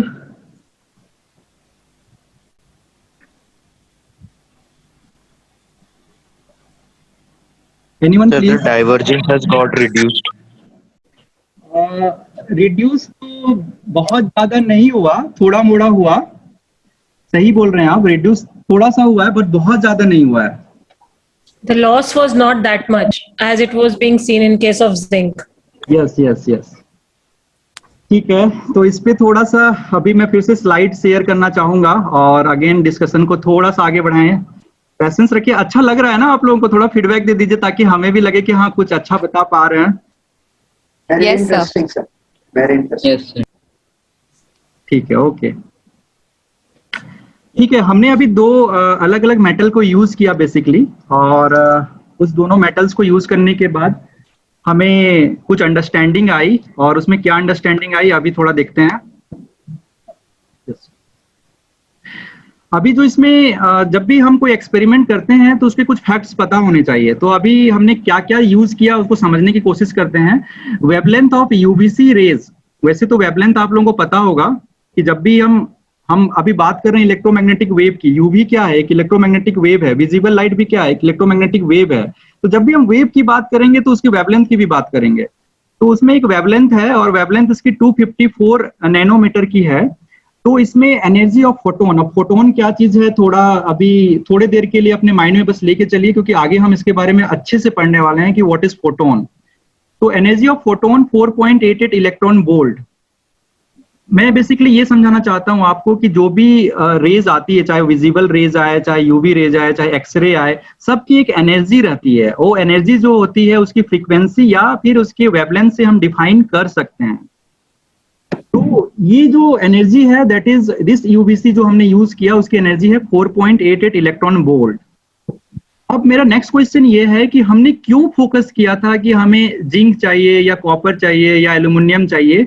उसका जो मेन रीजन है ये इफेक्ट उस पर अच्छा वर्क करेगा जिसका वर्क फंक्शन इसके एनर्जी ऑफ फोटोन से कम होगा। आप देख रहे होंगे कि एल्यूमिनियम का वर्क फंक्शन 4.08 इलेक्ट्रॉन वोल्ट है, जिंक का है 4.30, कॉपर का है 4.70 इलेक्ट्रॉन वोल्ट। तो यहाँ पे ये समझने वाली बात है कि कॉपर एंड जो फोटोन हमने यूज किया, जो यूवीसी लाइट हमने यूज किया, दोनों का रेंज बहुत ही कम है, अप्रोक्सीमेट सेम काइंड ऑफ है, 4.7 and 4.8 is not big issue. लेकिन अब अगर हम जिंक की बात करें तो 4.30 एंड 4.88 काफी गैप है। अगर हम एल्यूमिनियम की भी बात करें तो 4.08 और 4.88 इसमें भी काफी गैप है। तो इस कारण से क्या होता है, वर्क फंक्शन क्या चीज है अभी हम थोड़े देर पे और अच्छे समझेंगे, लेकिन अभी इस स्टेज पे आप इतना समझिए कि वर्क फंक्शन मेटल की प्रॉपर्टी होती है। जिस तरीके से अगर हम बोले मेटल की बहुत सारी प्रॉपर्टी होती है कि कितना मेलेबल है, कितना उसका स्पेसिफिक हीट रहेगा, मतलब कैपेसिटी रहेगा, उसी तरीके से ये भी वर्क फंक्शन मेटल की एक प्रॉपर्टी है, वो स्पेसिफिक होती है, हर मेटल की अपनी अलग अलग होती है। और अगर इसकी वैल्यू अगर इंसिडेंट होने वाली रेडिएशन से कम है तभी फोटो इलेक्ट्रिक इफेक्ट देखा जाएगा। वानी मैम ने एक टर्म यूज किया था स्टार्टिंग में कि फोटो इलेक्ट्रिक इफेक्ट में कुछ और ऐड करना चाहते हैं क्या। किसी बच्चे ने जब बोला था कि ये इलेक्ट्रॉन का इमिशन है, नो डाउट ये इलेक्ट्रॉन का इमिशन है, लेकिन इसका मतलब ये नहीं है कि कोई भी रेज डालें और इलेक्ट्रॉन इमिट हो जाए, या किसी भी, अगर मैं यूवीसी को सपोज अगर मैं सिल्वर में डाल दूं तो ये जरूरी नहीं है कि वो इमिट कर दे, या कॉपर में डाल दूं तो इमिट कर दे, नहीं, उसकी कुछ डेफिनेट कंडीशन है, उस कंडीशन को फुलफिल करने चाहिए तभी फोटो इलेक्ट्रिक इफेक्ट पाएंगे। अब मेरा नेक्स्ट क्वेश्चन ये है कि क्या फोटो इलेक्ट्रिक इफेक्ट को देखने के लिए यूवीसी लाइट का होना जरूरी है, ये विजिबल लाइट से नहीं दिख सकती क्या? Anyone please. आप लोगों को अभी इस डिमॉन्स्ट्रेशन को देखने के बाद से ऐसा मन में आ गया है इस तरीके का नोशन कि नहीं इलेक्ट्रोस्कोप का होना बहुत जरूरी है फोटो इलेक्ट्रिक इफेक्ट को देखने के लिए, उसी प्रकार से आपको ऐसा लगने लग गया है कि नहीं यूवीसी लाइट या यूवी का होना जरूरी है।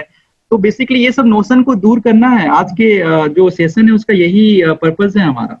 तो आपको क्या लगता है कि यूवीसी लाइट का होना जरूरी है? No, sir. तो क्या condition? Vajanti, you can speak your answer.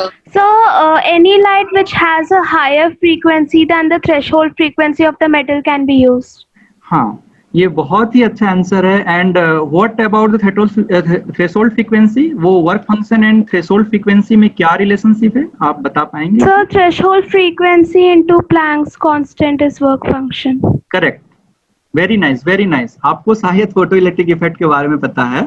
तो यही चीज है कि एक डेफिनेट फ्रीक्वेंसी से ज्यादा होनी चाहिए रेडिएशन की फ्रीक्वेंसी, तभी जाके आपको फोटो इलेक्ट्रिक इफेक्ट नजर आएगा। और यही रीजन यहाँ पे रहा कि जब हम कॉपर का यूज किए तो थोड़ा सा कोलैप्स हुआ, नो डाउट उसमें कोलैप्सिंग हुई होगी लेकिन बहुत ही कम हुई होगी, उसमें एक ऑक्साइड लेयर भी बन जाता है। यहाँ पे जितनी भी वैल्यूज आप देख रहे होंगे, चाहे एल्यूमिनियम का देखें, सिल्वर का देखें, जिंक का देखें, ये बेसिकली फ्रेश मेटल है। अगर आप मेटल को काटते हैं तो जब फ्रेश मेटल मिलेगा उसके लिए है, लेकिन थोड़ी देर अगर हम उसको एटमॉस्फेयर पे छोड़ दें तो क्या होता है, एटमॉस्फेरिक रिएक्शन होने के कारण उसमें कॉपर में या फिर एल्यूमिनियम में आप देखेंगे कि तुरंत उस पे एक ऑक्साइड लेयर बन जाता है और उसकी जो चमक है वो गायब हो जाती है, उसके शाइनिंग पोर्शन गायब हो जाता है। वो शाइनिंग क्यों गायब होता है? इसी रीजन से गायब होता है क्योंकि उसमें एक ऑक्साइड लेयर बन जाता है। अगर वंस ऑक्साइड लेयर बन जाएगा तो उस पे उसकी वर्क फंक्शन चेंज हो जाएगी। ये आपको ध्यान देने वाली बात है। अभी हम आगे बढ़ते हैं। यहाँ तक मैंने अभी तक जितना भी बताया फोटो इलेक्ट्रिक इफेक्ट के बारे में बहुत कुछ बता चुके हैं। अब छोटा सा मैं हिस्ट्री में आप लोगों को बताना चाहूंगा, क्योंकि ये हिस्ट्री अगर आप नहीं जानेंगे तो आप साइंटिफिक मेथड जो कि वानी मैम आपको लास्ट में समराइज करने वाले हैं उसको आप नहीं समझ पाएंगे। और जब तक आप साइंटिफिक मेथड नहीं समझ पाए तो आप मतलब आप साइंटिफिक नेचर ही समझ नहीं पाए कि हमें किस तरीके से वर्क करना रहता है, कैसे रीजनिंग करनी रहती है। थोड़ा सा स्टार्ट करेंगे हिस्ट्री पे फोटो इलेक्ट्रिक इफेक्ट कैसे डेवलप हुआ और इसकी थ्योरी कैसे आई। तो मैं स्टार्ट करूंगा 1865 से, नो डाउट यहाँ पे मैंने नहीं लिखा है। 1865 में मैक्सवेल इलेक्ट्रिसिटी एंड मैग्नेटिज्म, पहले स्टार्टिंग के दिनों में इलेक्ट्रिसिटी एंड मैग्नेटिज्म दो अलग अलग ब्रांच हुई करती थी। मैक्सवेल एक मैथमेटिशियन थे, उन्होंने लॉज देखा कि इलेक्ट्रिसिटी के लिए बहुत सारे लॉज आ चुके हैं, कुलॉम्स के लॉ आ चुके हैं। उसी तरीके से मैग्नेटिज्म के ऊपर देखा कि बहुत सारे लॉज आ चुके हैं, एम्पियर लॉ एटसेट्रा, बहुत सारे लॉज आ चुके हैं। तो उन्होंने क्या किया कि दोनों को कंबाइन करने का सोचा। ऐसे पहले जमाने में 16 इक्वेशन हुआ करते थे, उन सभी इक्वेशन को कंबाइन करके उन्होंने 4 इक्वेशन का फॉर्म दिया और एक बहुत ही बड़ा रिवॉल्यूशन हो गया। उससे ये समझ में आया हमें कि जो हमारी लाइट है, पहले 2 थ्योरी चला करती थी कि ये पार्टिकल है। किसी बच्चे ने बोला कि ये particle, photo electric effect particle theory को डिनोट करती है, तो मैं थोड़ा सा इसलिए इसको बताना जरूरी समझूंगा कि स्टार्टिंग के दिनों में ये था कि जो लाइट जो हम तक पहुंचती है वो पार्टिकल नेचर का है या वेव नेचर का है। आपको याद होगा हम इलेक्ट्रोमैग्नेटिक वेव भी बोलते हैं, और अभी हम फोटोन की भी बारे में बात करने वाले हैं। तो आप लोगों को ये चीज क्लियर होना चाहिए कि ये बहुत स्टार्टिंग के दिनों में बहुत प्रॉब्लमेटिक रहा है कि ये पार्टिकल नेचर है, वेव नेचर है। फिर फाइनली लोगों ने समहाउ ये डिफाइन कर पाया कि ये इलेक्ट्रोमैग्नेटिक वेव है। 1865 की बात कर रहा हूं मैं, उस समय फोटोन कॉन्सेप्ट नहीं आया था। 1865 में लोगों ने ये बोल दिया कि ये इलेक्ट्रोमैग्नेटिक वेव है। अब उन्होंने थ्योरी तो दे दी, मैथमेटिक्स से हमको पता चल गया कि चलो ये इलेक्ट्रोमैग्नेटिक वेव है, बट इसको हमें प्रूव तो करना पड़ेगा ना। इलेक्ट्रोमैग्नेटिक वेव है और इसकी स्पीड जो है वो स्पीड ऑफ लाइट के बराबर होती है, इसको हम ई से कहते हैं। आज के डेट में वो यूनिवर्सल कांस्टेंट हो चुका है। तो ये जो यूनिवर्सल कांस्टेंट सी है, उसकी वेरिफिकेशन के लिए हर्ट्ज ने अपना वर्क स्टार्ट किया 1886 में, और 1887 में उनका फर्स्ट ऑब्जर्वेशन आया कि ठीक है, जो लाइट है वो इलेक्ट्रोमैग्नेटिक वेव है, और वो प्रूव उन्होंने कर दिया। लेकिन एक बाई प्रोडक्ट उनको मिला, वो बाई प्रोडक्ट एक फिनोमेना के फॉर्म में मिला, और उनका फर्स्ट ऑब्जर्वेशन रहा फोटो इलेक्ट्रिक इफेक्ट के ऊपर। और उनका क्या ऑब्जर्वेशन रहा? उनका ऑब्जर्वेशन ये रहा कि मान लीजिए यहाँ पे एक ट्रांसमीटर दिख रहा है। ट्रांसमीटर क्या है आप उस पर ध्यान मत दीजिए, बस इतनी ध्यान दीजिए कि वो एक इलेक्ट्रोमैग्नेटिक वेव डेवलप कर रहा है, और उसको एक रिसीवर एंड है जो रिसीव कर रहा है in the form of spark. तो उन्होंने ये देखा कि जब यूवी लाइट का इलेक्ट्रोमैग्नेटिक वेव ये ट्रांसमीटर डेवलप करता है, और उसके सामने अगर हम एक ग्लास का सीट रख दें, तो रिसीवर उतनी इंटेंसिटी से रिसीव नहीं करती, उतनी स्पार्क जनरेट नहीं होता है। तो इस फिनोमिना के बारे में उन्होंने अपने पेपर में तो लिखा, लेकिन इस पे रिसर्च आगे नहीं किया, और कुछ दिनों के बाद उनकी डेथ हो जाती है। बेसिकली कुछ इल थी, उनको कुछ प्रॉब्लम था मेंटली, तो वो उनका प्रॉब्लम मतलब डेथ हो जाता है। इनके साथ जो एसोसिएटेड थे जो साइंटिस्ट, उनका नाम था हॉलवॉक। हॉलवॉक ने 1888 में एक एक्सपेरिमेंट किया, और वो एक्सपेरिमेंट कुछ नहीं है, वो एक्सपेरिमेंट वही है जो मैंने अभी आप लोगों को डिमॉन्स्ट्रेट करके दिखाया। वही एक्सपेरिमेंट उस जमाने में हॉलवॉक इफेक्ट के नाम से जानते थे।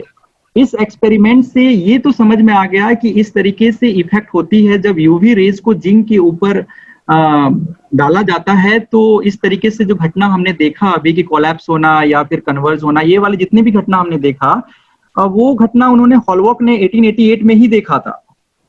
लेकिन उसका कुछ डेटा कलेक्शन नहीं कर पाए, क्योंकि यहाँ से हमें कुछ डेटा नहीं मिल रहा है। हम लोग जो भी अभी रीजनिंग बता पा रहे हैं वो हमें थ्योरी पता है इसलिए बता पा रहे हैं, और हम ये बोल रहे हैं कि चलो ठीक है ये फोटो इलेक्ट्रिक इफेक्ट है। उस जमाने में इस इफेक्ट का नाम हॉलवॉक इफेक्ट के नाम से रख दिया गया, बट डेटा नहीं मिला। ये ध्यान देने वाली बात है, मैं बार बार स्ट्रेस कर रहा हूँ, डेटा नहीं मिला। क्वालिटेटिव हमें पता चल गया कि कोई फिनोमिना इस टाइप से होता है, बट क्वांटिटेटिव ढंग से हमें पता नहीं चल पाया, कुछ मैथमेटिकल मॉडलिंग नहीं कर पाए हम।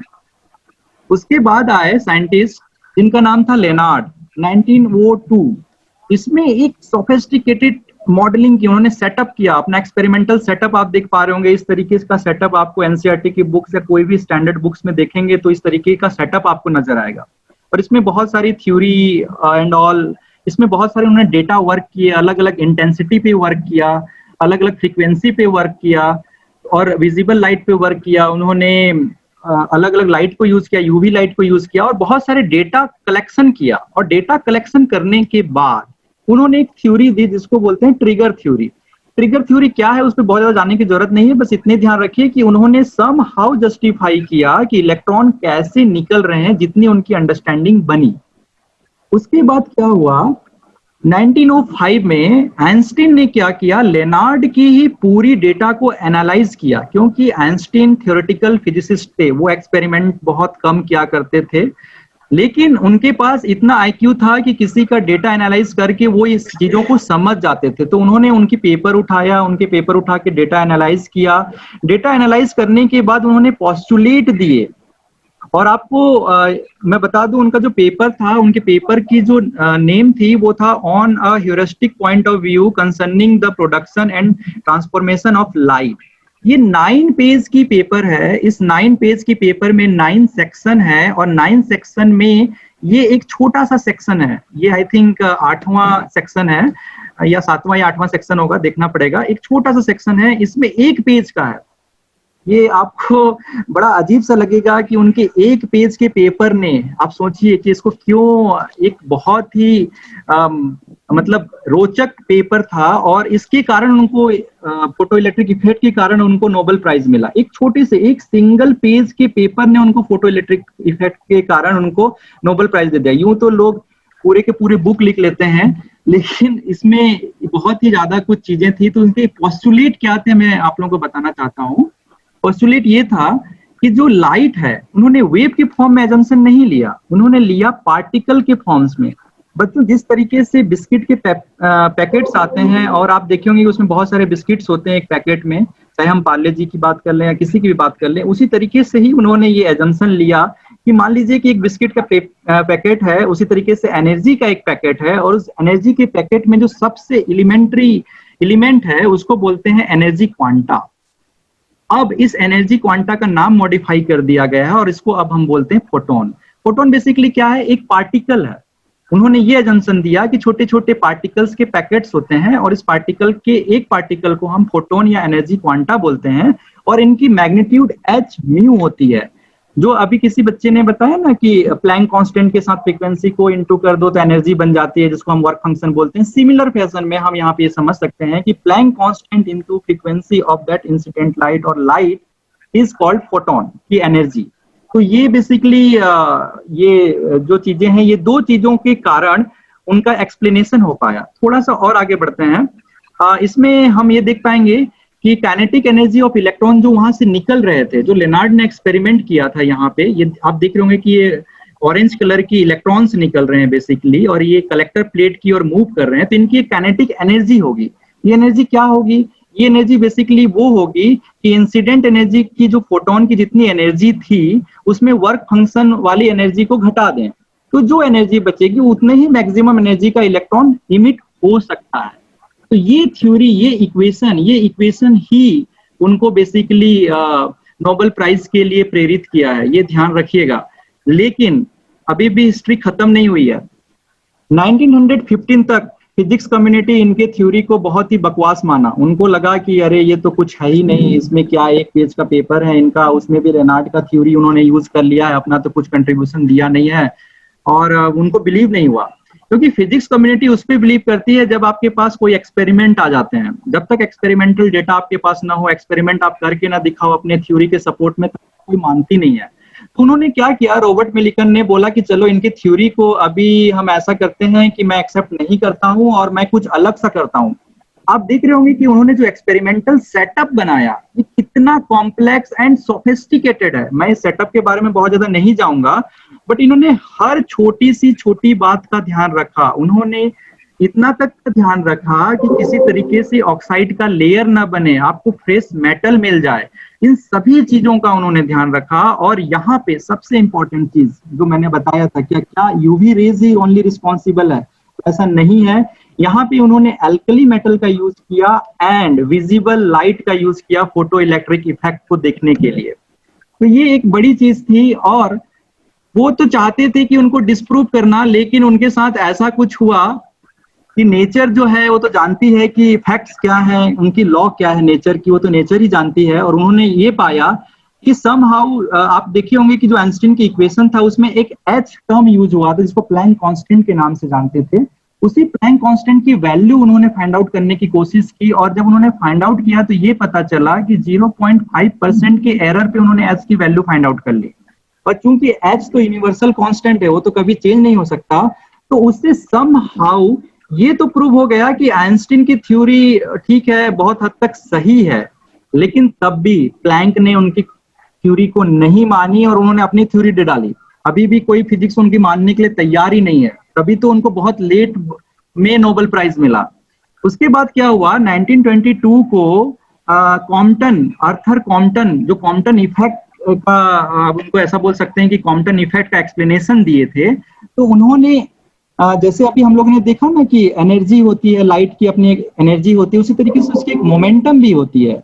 तो उन्होंने चूंकि इसको पार्टिकल माना है, इसलिए हम उसकी मोमेंटम की बात कर सकते हैं। जब भी हम पार्टिकल नेचर की बात करते हैं ना किसी की, तो उसकी मोमेंटम की बात करते हैं। तो उन्होंने फोटोन की मोमेंटम की भी कंजर्वेशन लिया, एनर्जी का भी कंजर्वेशन प्रिंसिपल अपने थ्योरी को सपोर्ट करने के लिए यूज किया, और फाइनली उन्होंने दिखाया कि ये दोनों माने, मतलब अगर हम फोटोन की एनर्जी एंड मोमेंटम कंजर्वेशन माने, तभी जाके कॉम्पटन इफेक्ट को सक्सेसफुली एक्सप्लेन किया जा सकता है। तब लोगों को समझ में आया कि अरे नहीं, जो आइंस्टीन ने जो थ्योरी दी थी वो बिल्कुल सही थी। और लेकिन बोर जो थे, जिनको क्वांटम मैकेनिक्स पे थर्ड नोबेल प्राइज मिला था, वो 1925 तक उनकी बात नहीं माने।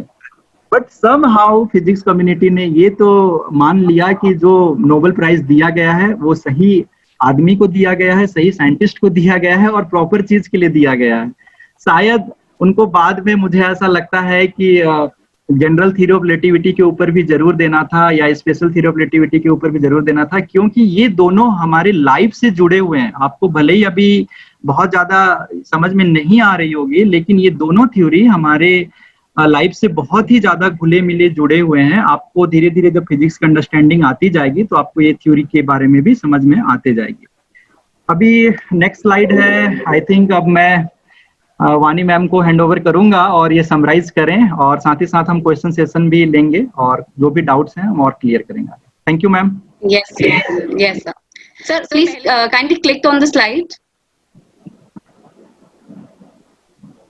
Yes, ma'am. So here we start. हाँ जी sir. So we start with the scientific method. तो यहाँ पे although sir आपने answers डाल दिए, so the very first thing we have seen, again a summarization, the very first step of scientific method is observation. किसी भी experiment में जो सबसे पहला step होता है वो observation होता है। And if you people have seen here, तो सबसे पहले who was the first one to observe photoelectric effect? It is Hertz, right? Next sir. After Hertz we saw that कि हॉलबॉक्स ने और लेनार्ड्स ने एक डिफरेंट मैनर में experiment को परफॉर्म किया। तो यहाँ I would like to ask students, अगर आपने बीपीटी को ध्यान से सुना है, if anyone can tell me which method Hallwachs used after Hertz photoelectric effect को डेमोन्स्ट्रेट करने के लिए, जिसको उस हॉलबॉक्स इफेक्ट भी कहा गया। If anyone can answer. Ma'am, he flashed the UV rays on an electroscope. Correct. Neha and Ponik, it was electroscope. So the very first time electroscope was used by Hallbox. Then we also saw that कि लेनार्ड्स ने vacuum tube experiment use किया, और जितने भी students class 12th में ये chapter पढ़ चुके हैं, तो फोटो इलेक्ट्रिक इफेक्ट के अंदर इस यहाँ पे हेडिंग दी गई है हॉलबॉक्स एंड लेनार्ड्स एक्सपेरिमेंट। सो जो वैक्यूम ट्यूब एक्सपेरिमेंट है, जो डिजाइन है, वो हमें लेनार्ड से मिला। सो किस तरह हॉलबॉक एंड लेनार्ड ने कंट्रोल एक्सपेरिमेंट परफॉर्म किया to observe photoelectric effect. So next step. Okay, so again ये बहुत क्लियरली सर ने भी बताया कि हॉलबॉक्स ने एंड इवन हर्ट्ज ने सिर्फ एक्सपेरिमेंट की क्वालिटेटिव ऑब्जर्वेशन की थी। क्वांटिटेटिव ऑब्जर्वेशन किसने की? Can anyone answer who did the quantitative observation? जो डेटा है कलेक्शन, वो किसने स्टार्ट किया data collection? Leonard. Ma'am, Leonard. Very correct, very correct. I request other students also to answer. So it was Leonard who gave the quantitative data and who also had the qualitative observation with his sophisticated setup. Next. तो यहाँ पे हमने देखा कि Lennard ने अपनी एक theory बना ली from his data. He made a theory जिसको ट्रिगर थ्योरी कहा, दो हमने ट्रिगर थ्योरी को ज्यादा एक्सप्लेन नहीं किया। And when we talk about Einstein, he took Leonard's data and he made his hypothesis and gave us the most famous equation जो आपको सर ने दिखाई, maximum kinetic energy is equal to H nu minus work function. जितने भी students ये पढ़ चुके हैं, they can very well relate to the equation. तो आइंस्टाइन ने हमें लेनार्ड के ऑब्जर्वेशन से, लेनार्ड्स के डेटा से हाइपोथेसाइज करके अपनी थ्योरी दी and we got the equation. Next step sir. And after that, refutation is basically disapproval. जैसे ये scientific method proceed करता है, then anyone who verifies the model and if he disapprove of the result of the theory, and we can see here Millikan का purpose क्या था? Millikan was not convinced with what Einstein predicted. Then he made his own setup. Millikan made his own setup to again find out that if he may come across a different result. But to his surprise, Millikan के भी जो results थे वो Einstein के results से match कर गए. तो after the generation of theory, the next step is verification of the model, which is a very important step. Next, sir. So if Millikan had a new observation in his experiment apart from Einstein, he would have again gone back to the qualitative and quantitative reasoning and gave his own theory. One more click, sir. And ultimately, we saw that in 1922, जब Compton के effect के बाद, Compton effect experiment के बाद, सबने ये मान लिया कि yes, Einstein prediction was correct. So finally, we got our photoelectric effect. उसके बाद हमें ये photoelectric effect जो है as an establishment मिल गया, and today we study about the photoelectric effect. So these are all the steps of scientific method with students of class 11 study कि किसी भी experiment में हम कैसे proceed करते हैं या basic.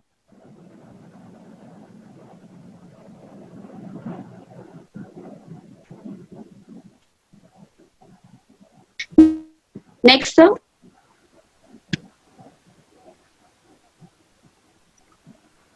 So next slide. Okay, so this is again the very first picture. अब एक question मेरा student से है, if anyone would be able to answer this question, we would be glad that students have very clearly listened to this statement. Although जब हमने ये first slide दिखाई थी तो again I could not name anyone except Einstein. But जब मैंने और sir ने ये PPT discuss की तो I can name from left to right all of them in one order after listening to this PPT clearly. So again, I would request anyone to give a try from left to right on top and left to right on bottom. Definitely हम Einstein को तो पहचान सकते हैं. If anyone can name the scientists in the order we have heard about them today in the PPT. Anyone, please try. Don't give up. Ma'am, may I? Yes, Neha, please. Ma'am, the first picture on the top, third. Correct. Second, Hallmark, and third, Leonard. Very correct, Neha. So would anyone like to conclude the second or Neha only? Anyone May I, else? ma'am? Yes, please. Ma'am, on the bottom there is Albert Einstein, Right. then Millikan, Correct. then Arthur Compton. Okay, very correct. Thank you, Neha and Ponik, for really hearing this PPT very well. And sir, I would like to thank you, especially from on behalf of all our students or on behalf of all our teachers from our school, that you really guided us on the story of photoelectric effect. As teachers, हम students को photoelectric effect के बारे में जरूर समझाते हैं. हमने electroscope के बारे में जरूर students ने study किया है, but we have not observed photoelectric effect ever using electroscope, and this is the very first time. Again, all of us have seen the photoelectric effect using electroscope. Thank you to you, sir, for such an insightful session. Thank you. Ma'am कुछ question अगर ले लें, अगर 5 minutes का कुछ allow करें. Yes, sir. हाँ जी, sir, please. किसी का और क्वेश्चन है क्या कुछ?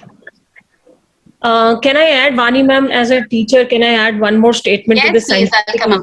Yes, please. Dear students, it's also very important that whenever we go into the analysis stage, it is very important that before going into the analysis stage, we should have enough of data. Because analysis का purpose ही तब solve होता है जब आपके पास good data bank हो. And good data bank is only possible when you have multiple options, like what Leonard was trying to do, or what other scientists tried to do, was they made use of voltmeter, they made use of different metals, Vacuum so that tube they can experiment. actually get in the vacuum tube, so that they can actually get variety of and Basu sir has also experimented that with us right now. He tried to make sure that वो copper भी arrange करे और zinc भी arrange करे, so that the observations are there. So always open your mind for more than one options. Then only the analysis has any sense of your experiment. That's it, ma'am. That's it. Students, do we have some questions from you? Ma'am मेरा एक doubt है. Yes, sir. Sir जो Robert Millikan ने जो experiment किया था वो बहुत ही सोफिस्टिकेटेड एक्सपेरिमेंट था जो आपने बताया. सर वहां पे उन्होंने वो मेटल को ऑक्सीडाइज ना करने के लिए क्या स्टेप लिया था?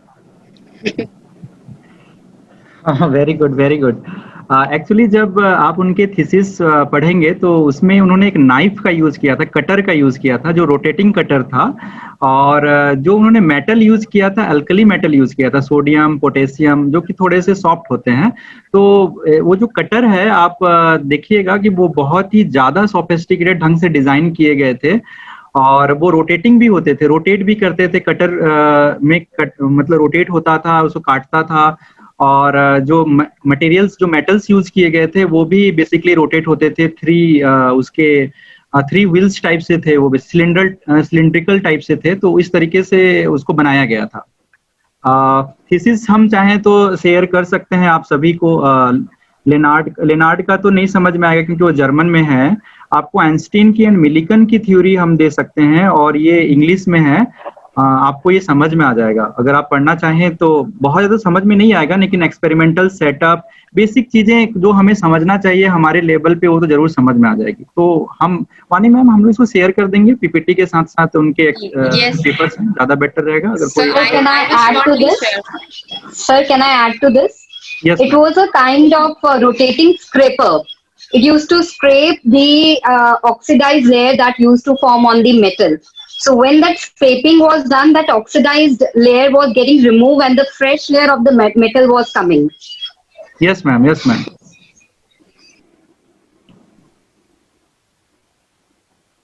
Anyone else? Any question? Teachers can also put their questions if they have. Ma'am, I have one question. Yes, Vajanti. When we did the step of grounding in electroscope, why did the electrons still be there on the top zinc plate? So we can go back to that slide. Schematic diagram. This one? Sir, prior to, yes, sir, this one.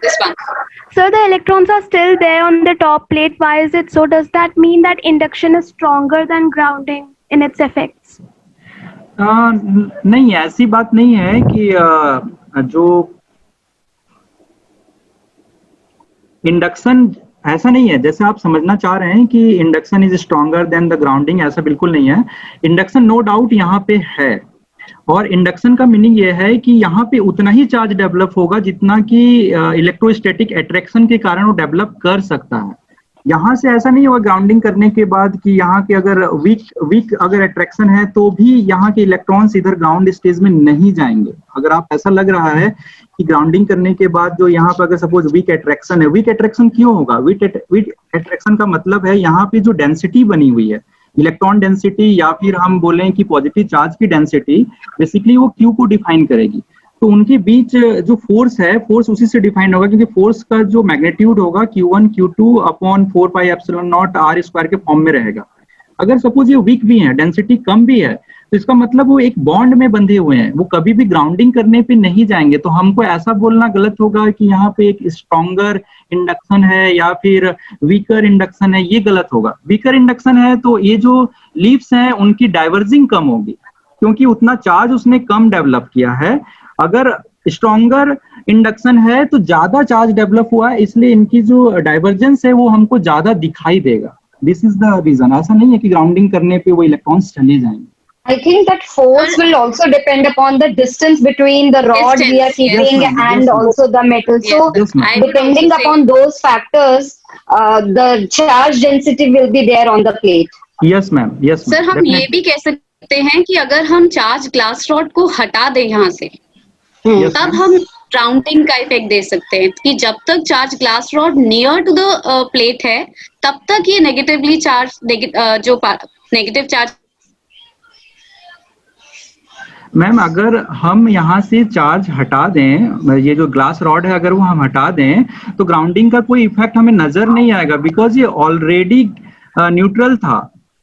तो वो supply करेगा नहीं, वहां से extract करेगा किसी तरीके से इलेक्ट्रॉन, तो हमें किसी प्रकार का इफेक्ट नजर नहीं आएगा। ये इफेक्ट हम तभी Yes. देख सकते हैं जब यहाँ पे किसी प्रकार का चार्ज हो, वो भी एक्सेस में, उसको लगे कि हाँ एक्सेस में, क्योंकि यहाँ पे आप देख रहे होंगे कि ये जो इलेक्ट्रॉन है ये पॉजिटिव चार्ज के साथ एक अट्रैक्शन में बंधे हुए हैं। तो ये आप ऐसा बोल सकते हैं, नेचर को ऐसा लगता है कि नहीं नहीं ये मेरे को एक्सेस इलेक्ट्रॉन मतलब एक्सेस चार्ज नहीं है। तो उसको एक्सेस चार्ज कहाँ पे नजर आता है? ये एल्यूमिनियम फॉयल पे नजर आता है, इसलिए वो सप्लाई कर देता है इलेक्ट्रॉन का। अगर सपोज यहाँ पे इस ग्लास रॉड की जगह पे अगर मैं इसको प्लास्टिक रॉड ले आता तो ये प्लास्टिक रॉड नेगेटिवली चार्ज होता, यहाँ पे जो आप नेगेटिव चार्ज देख रहे हैं ये पॉजिटिव होता डिस्क पे, और एल्यूमिनियम फॉयल पे ये नेगेटिव चार्ज होता। तो क्या होता, ग्राउंडिंग करने के बाद यहाँ के चार्ज यहाँ से रिमूव हो जाते और ग्राउंड में चले जाते। इस टाइप से इफेक्ट हमें नजर आता है इन दैट केस।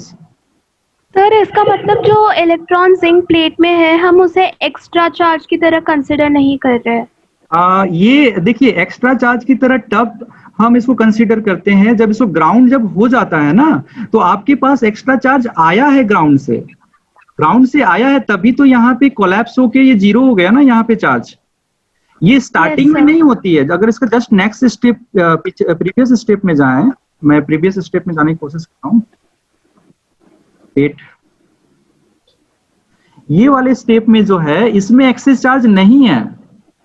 क्यों नहीं है? क्योंकि ये पहले न्यूट्रल था। तो यहाँ पे अगर जैसे मैंने बताया कि -Q2 चार्ज सपोज यहाँ पे डेवलप हुआ है तो यहाँ पे +Q2 चार्ज डेवलप हुआ। ये ओवरऑल न्यूट्रल, इसमें किसी प्रकार का एक्सेस चार्ज अभी नहीं है। ये जो भी चार्ज सेपरेशन देख रहे हैं ड्यू टू इंडक्शन ओनली। लेकिन अगर हम ग्लास रॉड की बात करें तो ग्लास रॉड में एक्सेस चार्ज हैं, ये पॉजिटिवली चार्ज ग्लास रॉड है, ग्लास रॉड में एक्सेस चार्ज है। लेकिन अगर मैं ये वाले डिब्बे की बात करूं, ये डिस्क एंड ये फॉयल का कॉम्बिनेशन की बात करूं, तो इसमें किसी प्रकार का एक्सेस चार्ज नहीं है अभी, जब तक इसको ग्राउंड नहीं किया गया है। वंस हम इसको ग्राउंड कर देते हैं तो ग्राउंड से इलेक्ट्रॉन सप्लाई हो जाती है और इस पॉजिटिव चार्ज को न्यूट्रलाइज कर देता है। क्योंकि ग्राउंड से इलेक्ट्रॉन सप्लाई हुआ, इसलिए हम ऐसा बोलेंगे कि एक एक्सेस चार्ज मिला इसको, डिस्क एंड फॉयल अरेंजमेंट को एक्सेस चार्ज मिला इन दैट केस। स्टार्टिंग में नहीं रहती है, इस स्टेज पे नहीं एक्सेस चार्ज, ये जस्ट चार्ज सेपरेशन है। और ये सेपरेशन क्यों हुआ? क्योंकि यहाँ पे इंडक्शन के कारण यहाँ पे इलेक्ट्रोस्टैटिक फोर्स डेवलप हुआ और उतना इलेक्ट्रॉन को ये सेपरेट कर दिया। Okay, और ये अभी भी न्यूट्रल है। यस मैम, ये अभी भी न्यूट्रल है। अगर ओवरऑल देखेंगे तो अभी भी न्यूट्रल है। हाँ, लेकिन एक चीज और मैं बताता हूँ, इंडक्शन में आपको याद होगा जब हम एलिमेंट्री क्लास में जब हम पढ़ाते हैं तब हम क्या कहते हैं कि इस तरीके से आप चार्ज को सेपरेट करिए और रॉड को काट दीजिए। यहाँ से अगर सपोज हमने रॉड को काट दिया तो यहाँ पे क्या हो गया, यहाँ पे नेगेटिव चार्ज डेवलप हो जाएगा एंड यहाँ पे पॉजिटिव चार्ज डेवलप हो जाएगा। वंस अगर हमने ये कनेक्टिंग रॉड को काट दिया तो अब दोनों में एक्सेस चार्ज डेवलप हो गए, इसमें नेगेटिव एक्सेस चार्ज हो जाएगा और इसमें पॉजिटिव एक्सेस चार्ज हो जाएगा। बट अगर ये कनेक्टिंग है तो ओवरऑल ये न्यूट्रल है।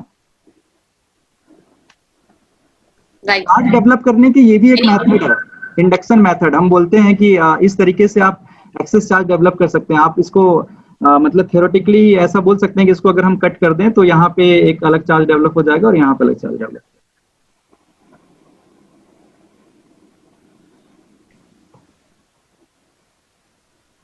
So anyone else have a question?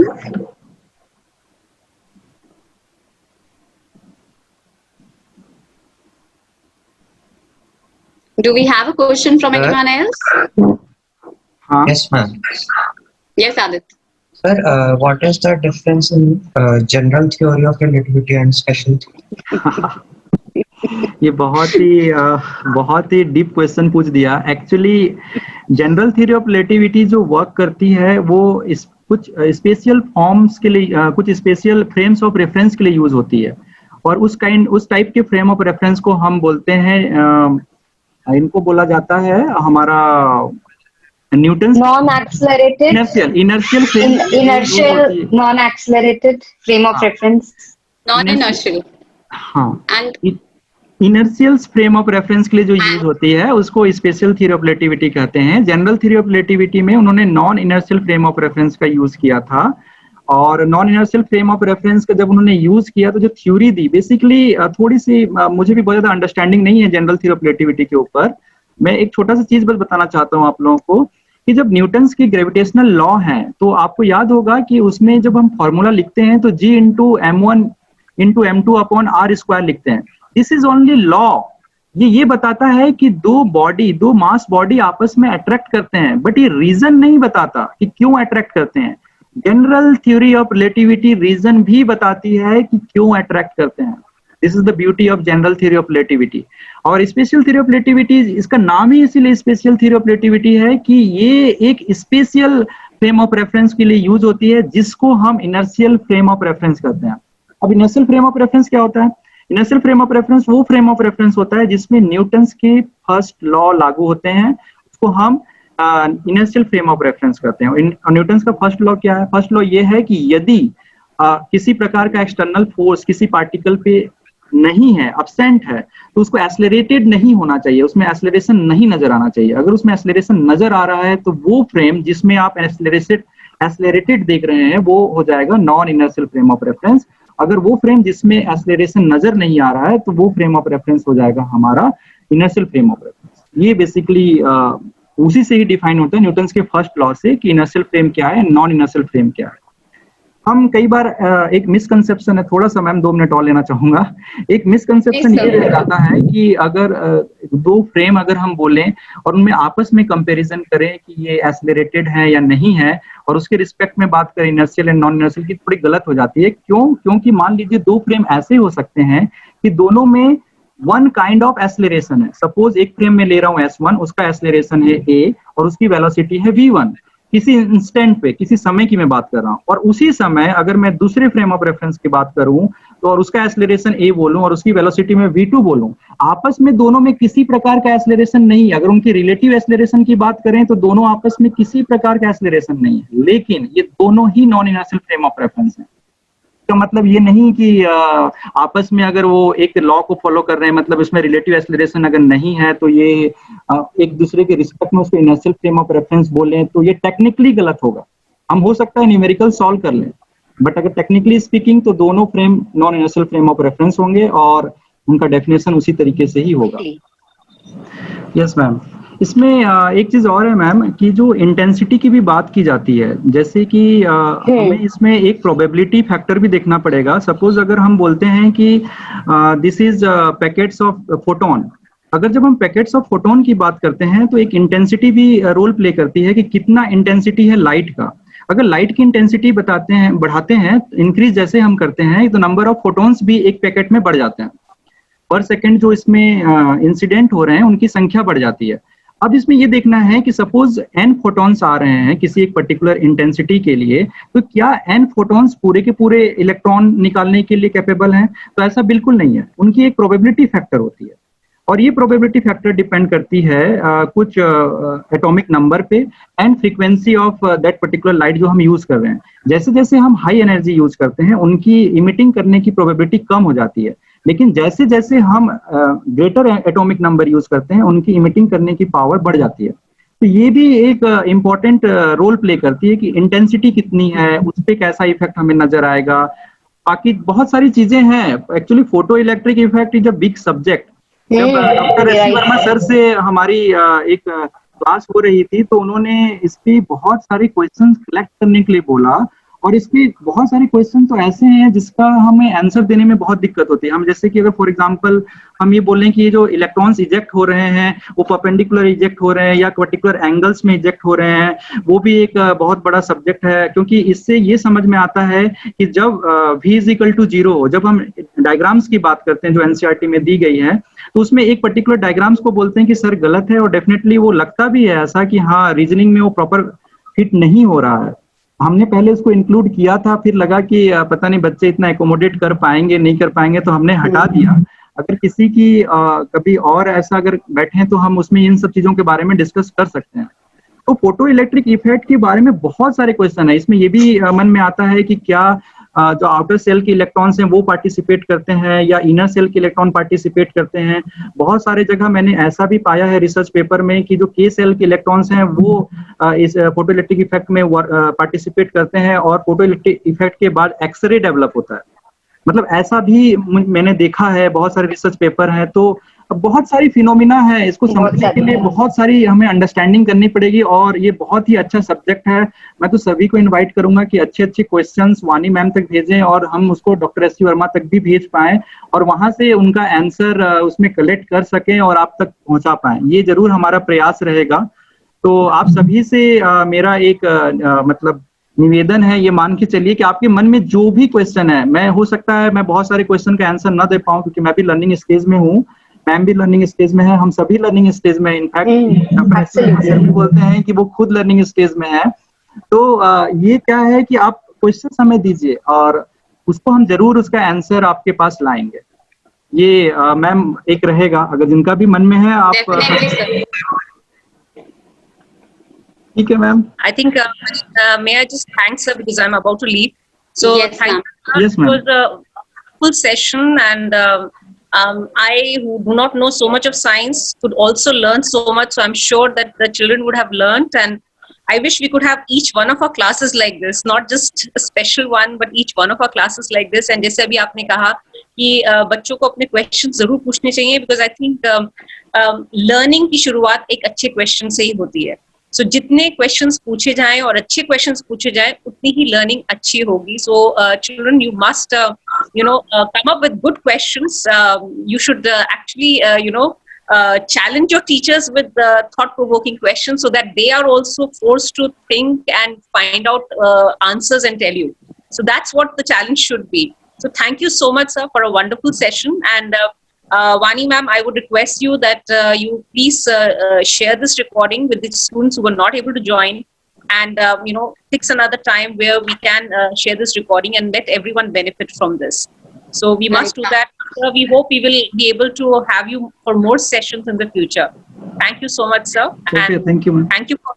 thank you to your group which is taking this initiative. Thank you so much. Thank you, ma'am. Thank you, ma'am. Ma'am थोड़ा सा 5 minute और मैं समय लेना चाहूंगा वानी मैम। मैं ये बोलना चाह रहा हूँ, मन में एक था, जैसे सर ने भी कहा था, एस सी वर्मा सर ने, कि बहुत सारे हमें प्रोग्राम करने हैं, तो क्या हम ऐसे क्वेश्चंस कलेक्ट करने वाले प्रोग्राम कर लें, और जो बेस्ट क्वेश्चन जिन्होंने पूछा है उनको हम अवार्ड भी दे सकते हैं, कुछ सर्टिफिकेट्स भी दे सकते हैं, उस टाइप से हम कर सकते हैं? सर बिल्कुल कर सकते हैं। वी डेफिनेटली इससे दो चीजें होंगी मैम। एक तो हमारे पास क्वेश्चन बैंक बन जाएगा कि फोटो इलेक्ट्रिक इफेक्ट के ऊपर क्या क्या कॉन्सेप्चुअल क्वेश्चन हो सकते हैं, और जब हम उसका आंसर ढूंढने लगेंगे ना, तो बहुत सारे रिसर्च पेपर और इधर उधर जब पढ़ने पड़ेंगे ना, तो अपनी नॉलेज इन्हेंसमेंट के साथ साथ बच्चों का भी होगा, और एक बहुत ही अच्छा एक डेटा बैंक बन जाएगा हमारे पास। तो मैं तो रिक्वेस्ट करूंगा कि पूरे क्लास से कि वो अपने अच्छे अच्छे क्वेश्चन दें, और हम इसमें जो भी बेस्ट रहेगा हम उसको जरूर कुछ सर्टिफिकेट या फिर कुछ प्राइज के थ्रू उनको प्रोत्साहित करेंगे। और हो सकेगा तो doctor S C Verma sir से भी उनसे भी कुछ सर्टिफिकेट ले सके तो हम जरूर लेंगे। हम यहाँ पे कोई कमिटमेंट नहीं कर रहे हैं, बट कर सकते हैं। Sure sir. ठीक है मैम। Anything else, sir? हाँ जी sir. Anyone else? I hope all of us have asked our questions. Thank you so much, sir, on behalf of everyone. It was really an insightful session.